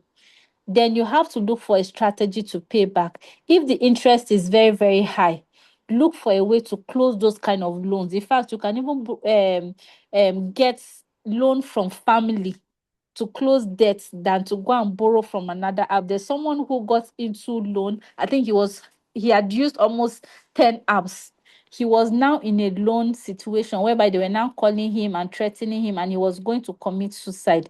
So please don't find yourself in that trap. If you find yourself in debt, look for support circle, look for someone to help you get out of that debt as fast as you can. Please, the next slide. Now, you need to know your net worth, and it is very, very important. I have a template I will share with you, but it is very, very simple. When it comes to knowing your net worth is typically your asset minus your liability. What you have, what is your own versus what is other people's own that you have borrowed, maybe your debt or something. If your asset minus your liability is giving you negative, that means you're in a deep shit. You need to find a way to get out of it as soon as possible. So you need to find a way to identify your net worth. And this exercise, the first time I did this exercise, I put all my assets. I valued my car, my land, and everything. I just put them in a spreadsheet, and then I checked, who am I owing. By the time I did it, and I knew that that means I would have what have I been doing with my money? I would have been saving more. I should have been investing more. So please, I want us to do this exercise. Take out time and ensure that you do a network check for yourself. Net worth. It helps you to get direction. It helps you to reduce shame. It helps you to create discipline. By the time you do your net worth, you now know that it was in your head the whole time you were thinking that you had money. It will help you to know where you stand. And once you know where you stand, you will know where you must go. So please, your net worth must always be tracked either on a weekly basis, on a monthly basis, on a quarterly basis, but at all costs, make sure you're tracking it. Many women know their salary, but very few know their net worth. Make sure you ask yourself every period, maybe quarterly or annually, how much do I actually own? How much do I owe? And what is left when I subtract from the others? Please, the next slide. So this is just a way of tracking. This slide just tells us what to do. But I like this quote that I put here. If you don't track your net worth, life will trick you into believing that you're doing well until one day you just wake up and now realize that your whole financial is in shambles. So please ensure that you track your net worth. I think I've got a few slides, but not much to talk about there. So habits of wealthy women. Are you on that slide, please, Patience? Sorry, I'll try to wrap up in the next 3 Habits slides. of wealthy women. Yes, thank you. So they track their money. Like I told you, when you're using your app, in fact, what I do is that at the beginning of every month, I move a particular amount of money into a separate account. And luckily, that account is able to help me when I'm doing transfer. It asks me, what is this for? So I can put a comment, and those comments I can go back to reflect where is my money going. But also, I have my budget that guides me. And I also invest monthly, either in mutual fund or any asset that helps me. And I also learn new skills that I think are beneficial to me. I've really improved myself. Before I couldn't talk, but I invested time and money in all the things that you've seen that have made me who I am. You also keep records. You avoid lifestyle trap, not because everybody is buying Bone Street, you go and buy it. No, and you also educate yourself in financial literacy, in what is relevant, what is changing in your sector. If you're learning about what is changing in your sector, your manager will see the value and most likely will recommend you for promotion. And you need to monetize your skill. You need to start investing. You need to start selling something. Please don't sit idle. The next slide.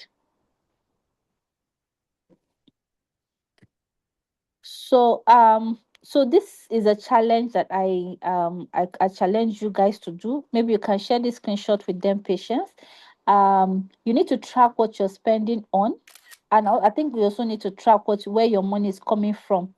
Save something every month, even if it is $1. I told you I've helped people to start saving from 5,000 per month. They've been able to do 100,000 per month, some even 400,000 by month. It is like exercising your muscles, you know, and then learn new money idea. You need to decline at least one lifestyle temptation. Is it that omelette, that's that outing you always go to? What are you gaining from it?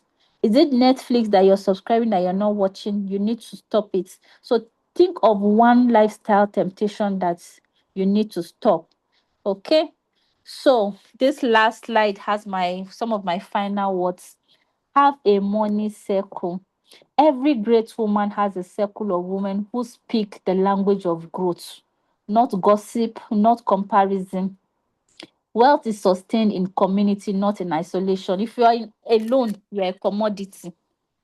And then you can, if you're someone who now has earned people's trust, like me, I earned a lot of people's trust. People could trust me with their money. I could invest with for them. I could earn money from it. Earn your first million by working, but build the rest by scaling. That means you let your money work for you. You create a budget. I think I've talked a lot about this. But when your pocket is empty, people ignore you. You will not have any voice if you don't have money as a woman. So, like Dangote, like I told you, Dangote didn't build his whole dynasty alone. He built his empire not only on salary, but he worked with partnership, worked with other people. So you don't have to carry everything on your head, you know. So please, it's very, very important that you set financial tracks every month. A dream becomes a plan the moment you measure it. So you need to also watch your company. Your company can keep you poor. They say you are the average of the people you work with. So if you are in a circle where people are not talking about idea and money, you are most likely not to improve yourself. So your circle can keep you small. Your circle can keep you poor. So if your friends spend, you also be a spender. If your network invests, you'll be an investor. So your friends will dictate your future. So today you need to decide. I'm glad that you are in this circle of confident woman. I know that you're being groomed to become great women. So very, very important. As I wrap up, I need to remind you that financial literacy is your passport. Your wealth creation is the journey. The woman who commits to both financial literacy and wealth lives without apology. She does not apologize because she's already who she is. So, dear ladies, it is not you need to have your own money, not because you plan to leave anyone, not because you deserve options. But money is not sexually transmitted. You can't get wealthy because your husband is wealthy. So please, love is a beautiful thing, but it is not a pension plan. Love is a beautiful thing, but it is not a pension plan. So you need to have your own resources. You don't need to beg for permissions. You don't need to beg to make decisions. Let your money work for you. Thank you so much for listening to me. I really appreciate you, Patience, the convener of this whole platform, and everyone who took our time to listen to me. I value you. I truly appreciate you. And I look forward to celebrating you all, the future billionaires. Thank you so much for having me. Whoa, whoa, whoa, amazing. Ladies, I cannot see your reaction. I'm trying to go back to Zoom now. Let me see your reactions. Let's see your appreciations in the chat. Go ahead and let us see that you've gotten value from this session. Thank you so much, ma'am. I personally got so much.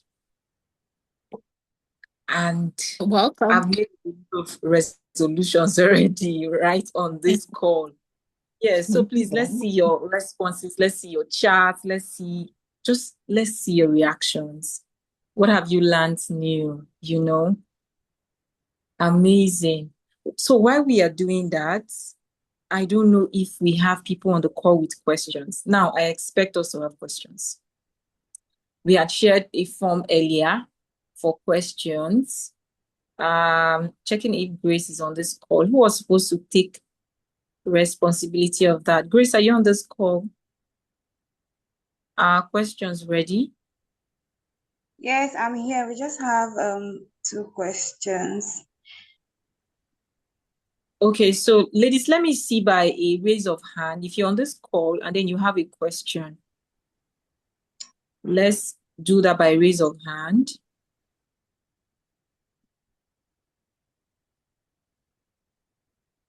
Okay, Gracie, so I think you can go ahead. Before that, let me ask our mentor if she's even available for these questions. Ma'am, are you available for the question? Yes, please. Yes, I am. Thank you so much. So, Grace, you have the floor. You can go ahead to share the question. All right, thank you. Thank you so much, Mark. Thank you for your time and thank you for sharing. I mean, the whole lot of things that we've learned tonight, and we are really, really looking forward to start practicalizing them and seeing the result thereof. So we have basically just two questions here. The first person is asking, does one have to be an extrovert to succeed in business in this present age? Okay. That's a very, very smart question. I wish I knew who is asking the question because we are in the same boat. I'm very introverted. Um, so what I see these days is that we are in the attention economy, right? People patronize based on attention. But what I do see people do these days is there are people who even have faceless accounts, but they have a way of grabbing attention. So long as you're able to grab attention, you most likely will be able to sell to people. So what ways are you able to grab attention? Are you able to leverage technology? Because if I am shy, I can go to there are a lot of AI apps these days that I can just give the instruction to the app, and the app can also create whatever funny videos and all. So you don't need to be the one doing the video. You just need maybe your face and maybe the prompts you give to the AI to create the content for you. But I see that a lot of people are able to actually sell by leveraging on their extroverted nature. But if you're introverted like me, then you can use your strengths to maybe learn new technology that can help you. That's one area. Or you can partner. You can partner with somebody else who does the drama and then you are just by the side. There's this lady that dances on the internet. At the point, people didn't like, she was too pro. She was too pro to be dancing, because she knew how to dance so much. She brought one woman that didn't know how to dance. If you go through her comment section, a lot of people are no longer even talking about her. They're talking about the apprentice, that is dancing. Sometimes not knowing how to do something is even your advantage. So please just try your best and do what you can, keep tweaking, keep adjusting. You'll probably find a trick that works for you. But being extroverted is not the only way, but it is a game changer. It is a game changer. You can network with people, you can go out, but it is not just about talking, but there are different ways you can go about it. But if you can improve on your visibility, on your networking, then it's also good for you.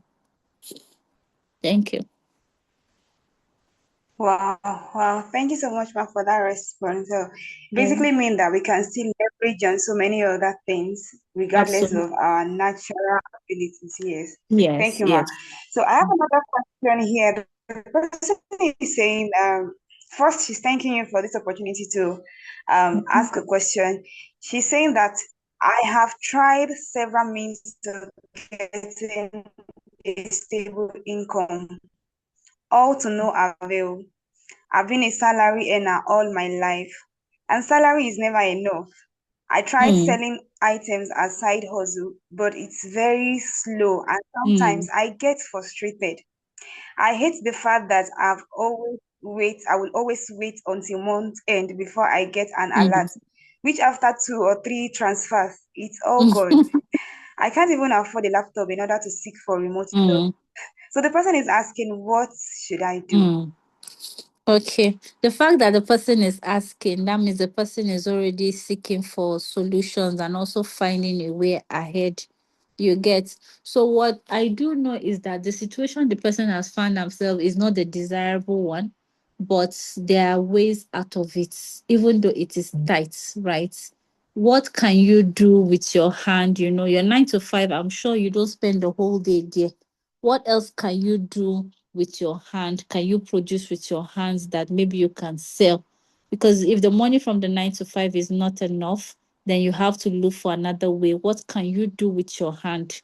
What can you do with your extra time? I know you're talking about maybe procuring a computer and all that is long term, right? Or can you approach a shop that sells laptop and make an arrangement around instrumental payments? And maybe you also talk to a relative or someone who can help you borrow you an old laptop, or you can rent a laptop. I think there's someone I heard that someone rents laptop, so you don't have to really buy, you rent to own. So there are options around it. And sometimes life, they say life throws us lemon. We try to make lemonade out of it. If you're talking about someone who has gone through tough life, I am one of those people. And like I told you, when I realized where I am coming from, I started saving small money. And when I saved that money, it helped me to go for my master's. When I got my master's, the next job that I got, I could ask for better pay because they'll be like, oh, she has a master's, So sometimes it is not easy, but I think that's just try your best or get a mentor who can advise you on ideas around how you can improve on the situation. But I trust me, definitely, if you can do something with your hand, definitely you'll be able to raise more money to get that laptop. And I wish you all the best. Yeah.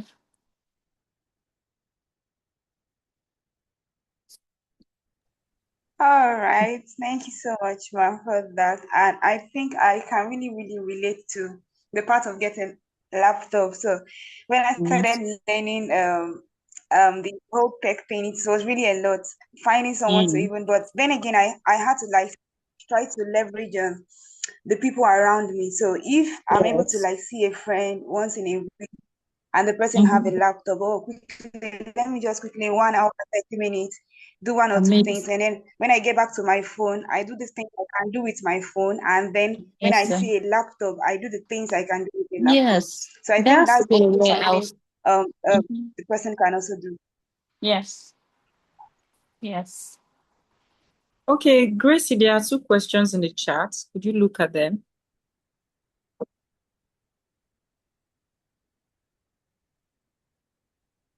Or will you need me to read them out? All There are right. two Someone questions. is someone is asking a question. Please, ma'am, which platform gives 25%? Because I also have children money, also looking for a better Okay. platform with high interest. Yeah. Okay. So I found out about VFD. Like I told you, whatever I say on this call is not an advice. So you don't come and hold me and say I was the one that told you to do it, right? So you need to do your research yourself. That's one thing we learned this evening. But VFD would give you in fact 20 to 25%. Yes, so it's not an advice. Um so they give you that percentage based on the tenor, right?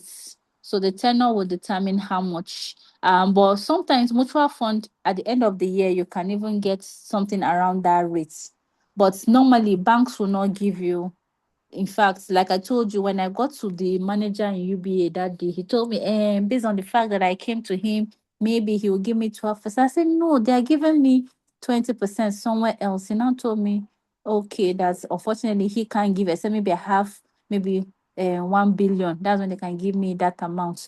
So I told him, well, thank you very much. So I packed all the money there and I moved to VFD. So VFD, I locked it up there. They gave me 20%, you know. But the truth about it is you do your research, ask questions. You can call them, ask them questions, and then understand. So there they have fixed income. They also have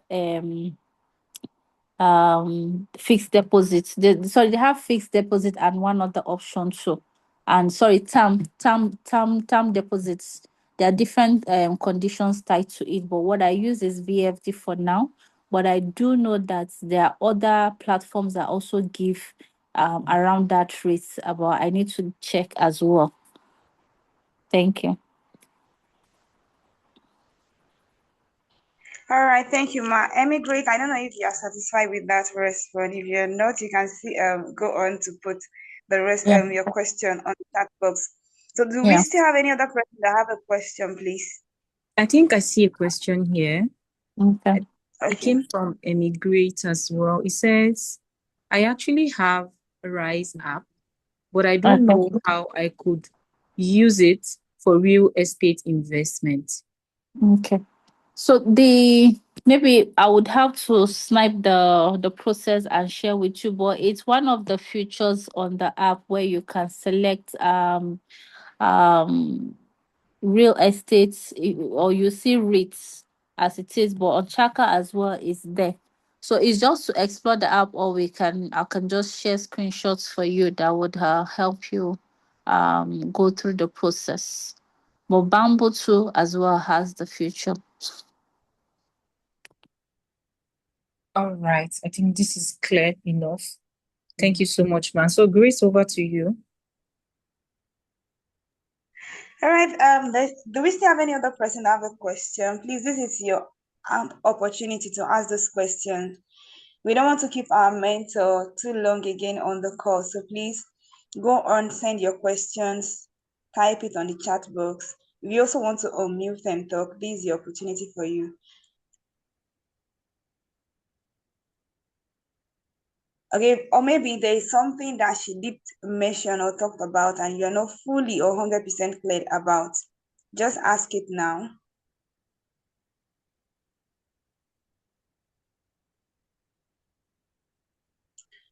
Nobody is saying anything. It means that if I set a jam question and they will pass 100 over 100. Mhm. But it means that we all understood what you shared with us today. Yeah, Is that what we are all absolutely. saying, ladies? Yeah. Yeah, Patience, I sent you something on the chat, WhatsApp. It's the screenshot of the rates on VFD Saturday. All right, Okay. ma'am. Thank you. So I'm going to share it on the WhatsApp community so others will also have access to it. All right, no problem. Thank you so much. Okay, thank you, Mama. Please, before you go, I want to ask a question from here. It was one of the general questions that we had Yeah. before now. So, talking about growing financially, right? I know a lot of points that you shared already, but talking about people who already have had this whole thing as family responsibilities and it's Mhm. really, really draining. How do they really, really manage the whole situation? Because sometimes it's as though it's really very difficult to say no to your mom, say no to your dad's request, or say no to those siblings that are always on your list, especially for people that are firstborn or the major person, financial whatever in their family. So how do they really Mm. manage that So, situation? yeah. So the truth about it is in Africa, we don't have a social welfare system. So the burden of taking care of siblings and parents is that everything now falls on the family member that is working. For me, I have advice for first of all parents, right? If we start investing now and building structures and discipline around our finances, it means that we're most likely to have money when we are retiring. And the burden won't be on a young child. Like I told you, someone I know almost killed himself because the parents kept asking, asking, asking, and this boy could barely eat. He was working and he could barely eat. He was sending all the money home. Before you know, he was in a very depressed situation. He wanted to kill himself. Apart from that, we need to know that there's that emotional burden that we place on the young people when we overburden them with requests. So parents need to understand that psychological burden. I know someone who died recently, not because he had his own issue, but because he carried the whole problem of the world. People are falling and dying because of high BP because they're always having financial burden. So as much as we can, the problem is if anything should happen today, those people that are looking up to you and are saying they cannot live without you, because you're everything to them, they will survive. They will survive. But while you still have and while you can, please ensure that you don't worry. I mean, you create a structure around it whereby you are taking care of them and you're also taking care of yourself. I know of an aunt who was always sending all of her savings from London to Nigeria. When she lost the source of money, she came back to Nigeria. Everybody locked their door against her. So I'm not saying that your family members will lock their door against you, but the truth about it, you need to survive first. So first of all, have a budget. In your budget, say, this is all of my income. This is what I have for my needs. This is what I can give for family and friends. This is what I have for savings. Put a number to it and be tracking. As you're sending 5 naira, 20 naira to this person, be tracking. Once you reach that threshold, even if you want to exceed it, don't exceed it more than 10%. That way you're able to tell them, oh, this, I know this is important, but trust me, next month I'll do it for you. You're not saying no to them. You're telling them that please give me a few days, I will do it for you. And create a structure around it whereby the particular period you make sure that you close it, but don't try to create dependence, because once you start making people to be too dependent on you, of course everybody likes to flex. They will just make you that go-to person every month. you know they will always come to you. But once they know that, oh, you have a structure around it, they are most likely to work around it. But if you can empower them to now maybe learn a skill. Like my mom, I had to open a shop for her. From the shop, she's able to feed herself, she's able to buy her medication. Then that is what has helped. And sometimes it might mean you giving bulk money, you use the bulk money for them to start up that thing, and then tell them for the next 1 year, I won't be able to support you. I need you to grow this business. Or you can give them money and say, this is a loan, start this business and pay me back in X amount of days or X months. That way, you're not just encouraging dependence, but you're enabling them to grow and think for themselves. They won't depend so much on you. But if you overtake responsibility on yourself, you will now be acting like Regina Daniels, who thinks that she has sold her destiny, all in the effort just to get herself out of poverty. She's put herself into more trouble. So please, it's not easy. Just try your best to ensure that you strike a balance. Like I told you, everything lies around structure and discipline. And with that, I'm sure that you will not just be financially independent, but your peace of mind, your kindness and everything will not go in vain, because you've now struck a balance between your life and the life you want to do, you want to be, the support you want to provide for other people. So develop yourself at the same time as you're developing others, so that you'll not be like someone who is just suffering for nothing. you know so please support people, but have a goal in mind, so that way you're not stressed in any way. Thank you. Wow, amazing. Amazing. Thank you so much, Ma. Thank you so much, Ma, for your time. Thank you for thank you. That's all I can say, because I literally I asked that question not just because of me, but because of others. Because there's one thing that majority of people struggle with, is that ability to say no to the closest people to them. They can, I mean, they can manage to say no to the people that are a bit away, but they are more Yeah. than, how some of these people can emotionally blackmail you, and you just feel like, or after everything they've done for you and all of those things. So now Yeah, we are learning again that it's very important that we create a structure absolutely, regardless of who these absolutely. people are. Yes, Mm-hmm. Ma. Thank you so much for that response. Ma Patient, please, do you have any other question from your end?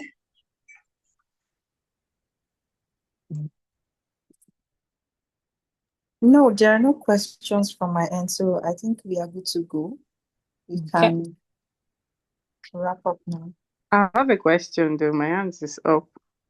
Oh, Oh, okay. sorry about that. Please go on. Thank you so much.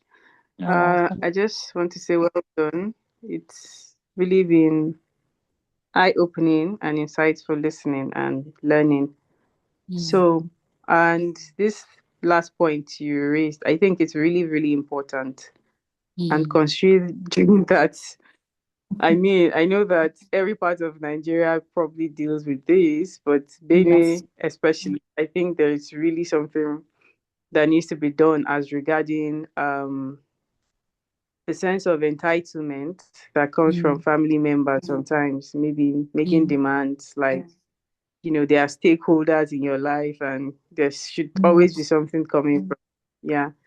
So just to relate it to an extent to that question, so given that women often face very unique financial challenges, such as the gender pay gap, career interruption for caregiving, and greater longevity, and also these psychological issues you just raised now, uh, relating to family trauma and all other issues that are related to just the family life. What is the single most important and also proactive investment or wealth building strategy that women should prioritize, at least to ensure that they have a long term economic independence and they're able to also build their generational wealth?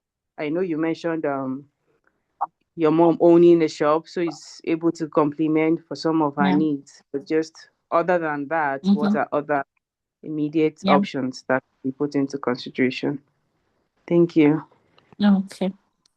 Yeah, thank you so much. This your question. It's actually like a jump question because it's very encompassing, And the truth about it is we live in the man's world in a way. The biases are there, but women are rising up to the occasion. You know. So, well, while I cannot particularly state one way you can actually make so much money, but I know that tech has actually been a game changer for a lot of women these days, right? Tech has opened a new space for women, and there are a lot of pink collar opportunities there. People are able to work from home as different using different ways, and they can earn lots of dollars, especially if they are in diaspora. But also, I see opportunities are opening up in Nigeria. So in the tech space, I see people are making a lot of money. And remember, I talked about the growth stocks initially. So either you're investing directly into those things. So either maybe you're into tech or you're into real estate. I see people are making so much money. And the third space is agriculture. Either you're being an entrepreneur or you're being someone who has agri-tech solution or agri-finance solution. You're able to make wave. However, if you are in the 9 to 5 space, then feel free to develop negotiation skills that will help you to um, first of all, negotiate for higher pay. But before you negotiate for higher pay, make sure that you deliver high level solutions and deliver top notch results. Keep a track, I always tell my people, keep a brag book. Your brag book is what you're achieving. You may forget when you go for appraisals if you don't keep a brag book. Let your brag book be a guide, a daily guide of you tracking the big things you're doing, so that when you go to your boss, you are able to pitch and ask for higher pay with evidence. Then another thing you can do is be visible. As someone who is introverted, for me, I used to think that my work would speak for me. But I realized that you need to speak for yourself. In meetings, talk about the things you've done, open up and talk about the achievements you've done. And that's the only way you can create visibility for yourself. And by the time you create visibility for yourself, you become top of mind, because your boss will remember that, I remember she said this. But also ensure that you bring values. Don't just bring problems to your boss, bring 2 or 3 solutions. That way you're able to be seen as someone of value. Promotion is more likely to come. But then if you have the chance of using your hand to do 1 or 2 things, I think there are also opportunities in that area. But more importantly, you can also start investing early. Compounding interest even really, really helps. And passive income is actually like your passport was said to securing greater wealth. Thank you.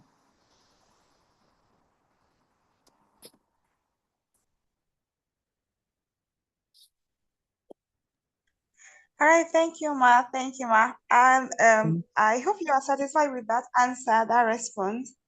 Mhm. let us Yes, know so that we can allow our mentor to go rest. Yeah. yes, it's justice to you. Thank you very much. That was very explicit. Thank you so much. Yeah, you're welcome. All right, Um, ladies. Thank you. Thank you for your time. And can we show some love to our dear mentor Nancy for staying this far with us? I mean, it's been how many hours already? And it's looking like we're just starting. Thank you so much, Ma. Thank you for your time. You're We really welcome. appreciate You're you. Thank welcome. You're welcome. All right. Thank you, everyone, and bye. See you you. Bye. soon, all billionaires. Yeah, bye. Yes, thank you. Don't worry, very soon you'll be hearing our testimonies. I can't wait. I can't wait. All right. Thank Bye. you, Ma. Have a Good night. restful night. Yes, yes. All right, ladies. Thank you. Thank you, everyone, for your time. Ensure you mark your attendance before you leave the school. Ensure you mark your Yes, attendance ma'am. before you leave the school. And please ensure you go to the group, share with others that were not able to make it to tonight's class.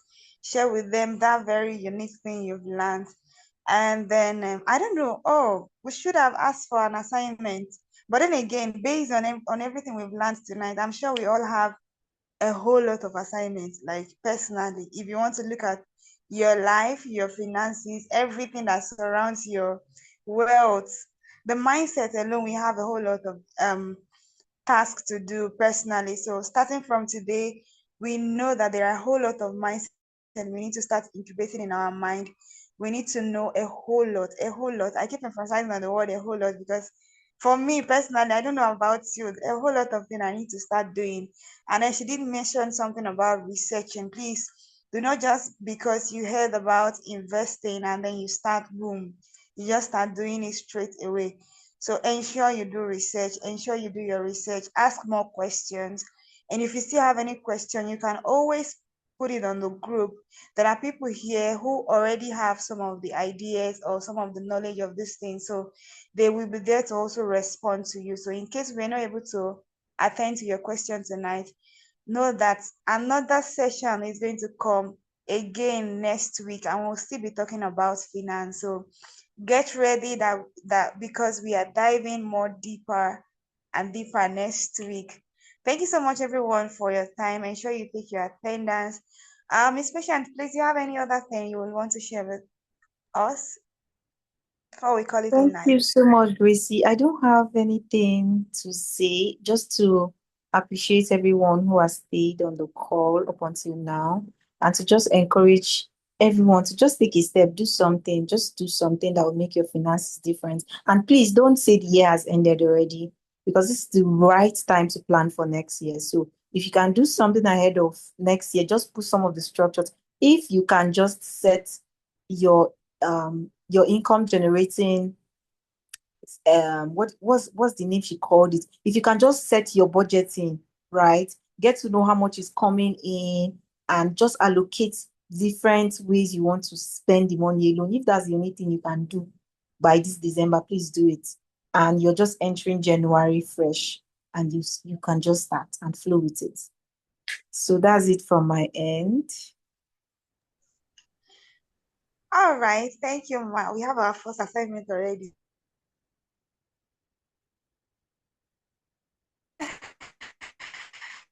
And in case you need, most time it's very easy to say these things and to start practicing it. It can really be a lot. So it takes a whole lot of intentionality and it also needs a whole lot of encouragement, especially if you are not used to any of these habits before. So in case you need accountability partner, you can always slide into our DM. We'll be here to assist in any way we can. And at the long run, we're also going to be pairing every mentees together. So you can always reach out to your partner and then you guys can have a whole lot of things and then hold each other accountable for anything. Once again, thank you for your time. Thank you for joining the call and thank you for your responses too. We are wishing you all the best. We are looking forward to your testimonies. Remember, I already told our mentor that very soon we'll start sharing our testimony. So it's a good time to say good night, billionaires. Good night, Thank you, everyone. Precious. Good Thank night. you. Good night. Good night. Yeah.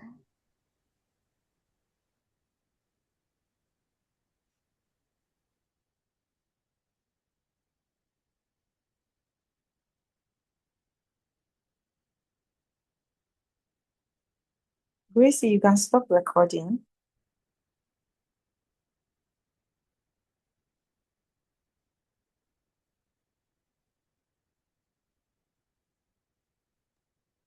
Please, can you do that from your end? I'm no longer a co-host.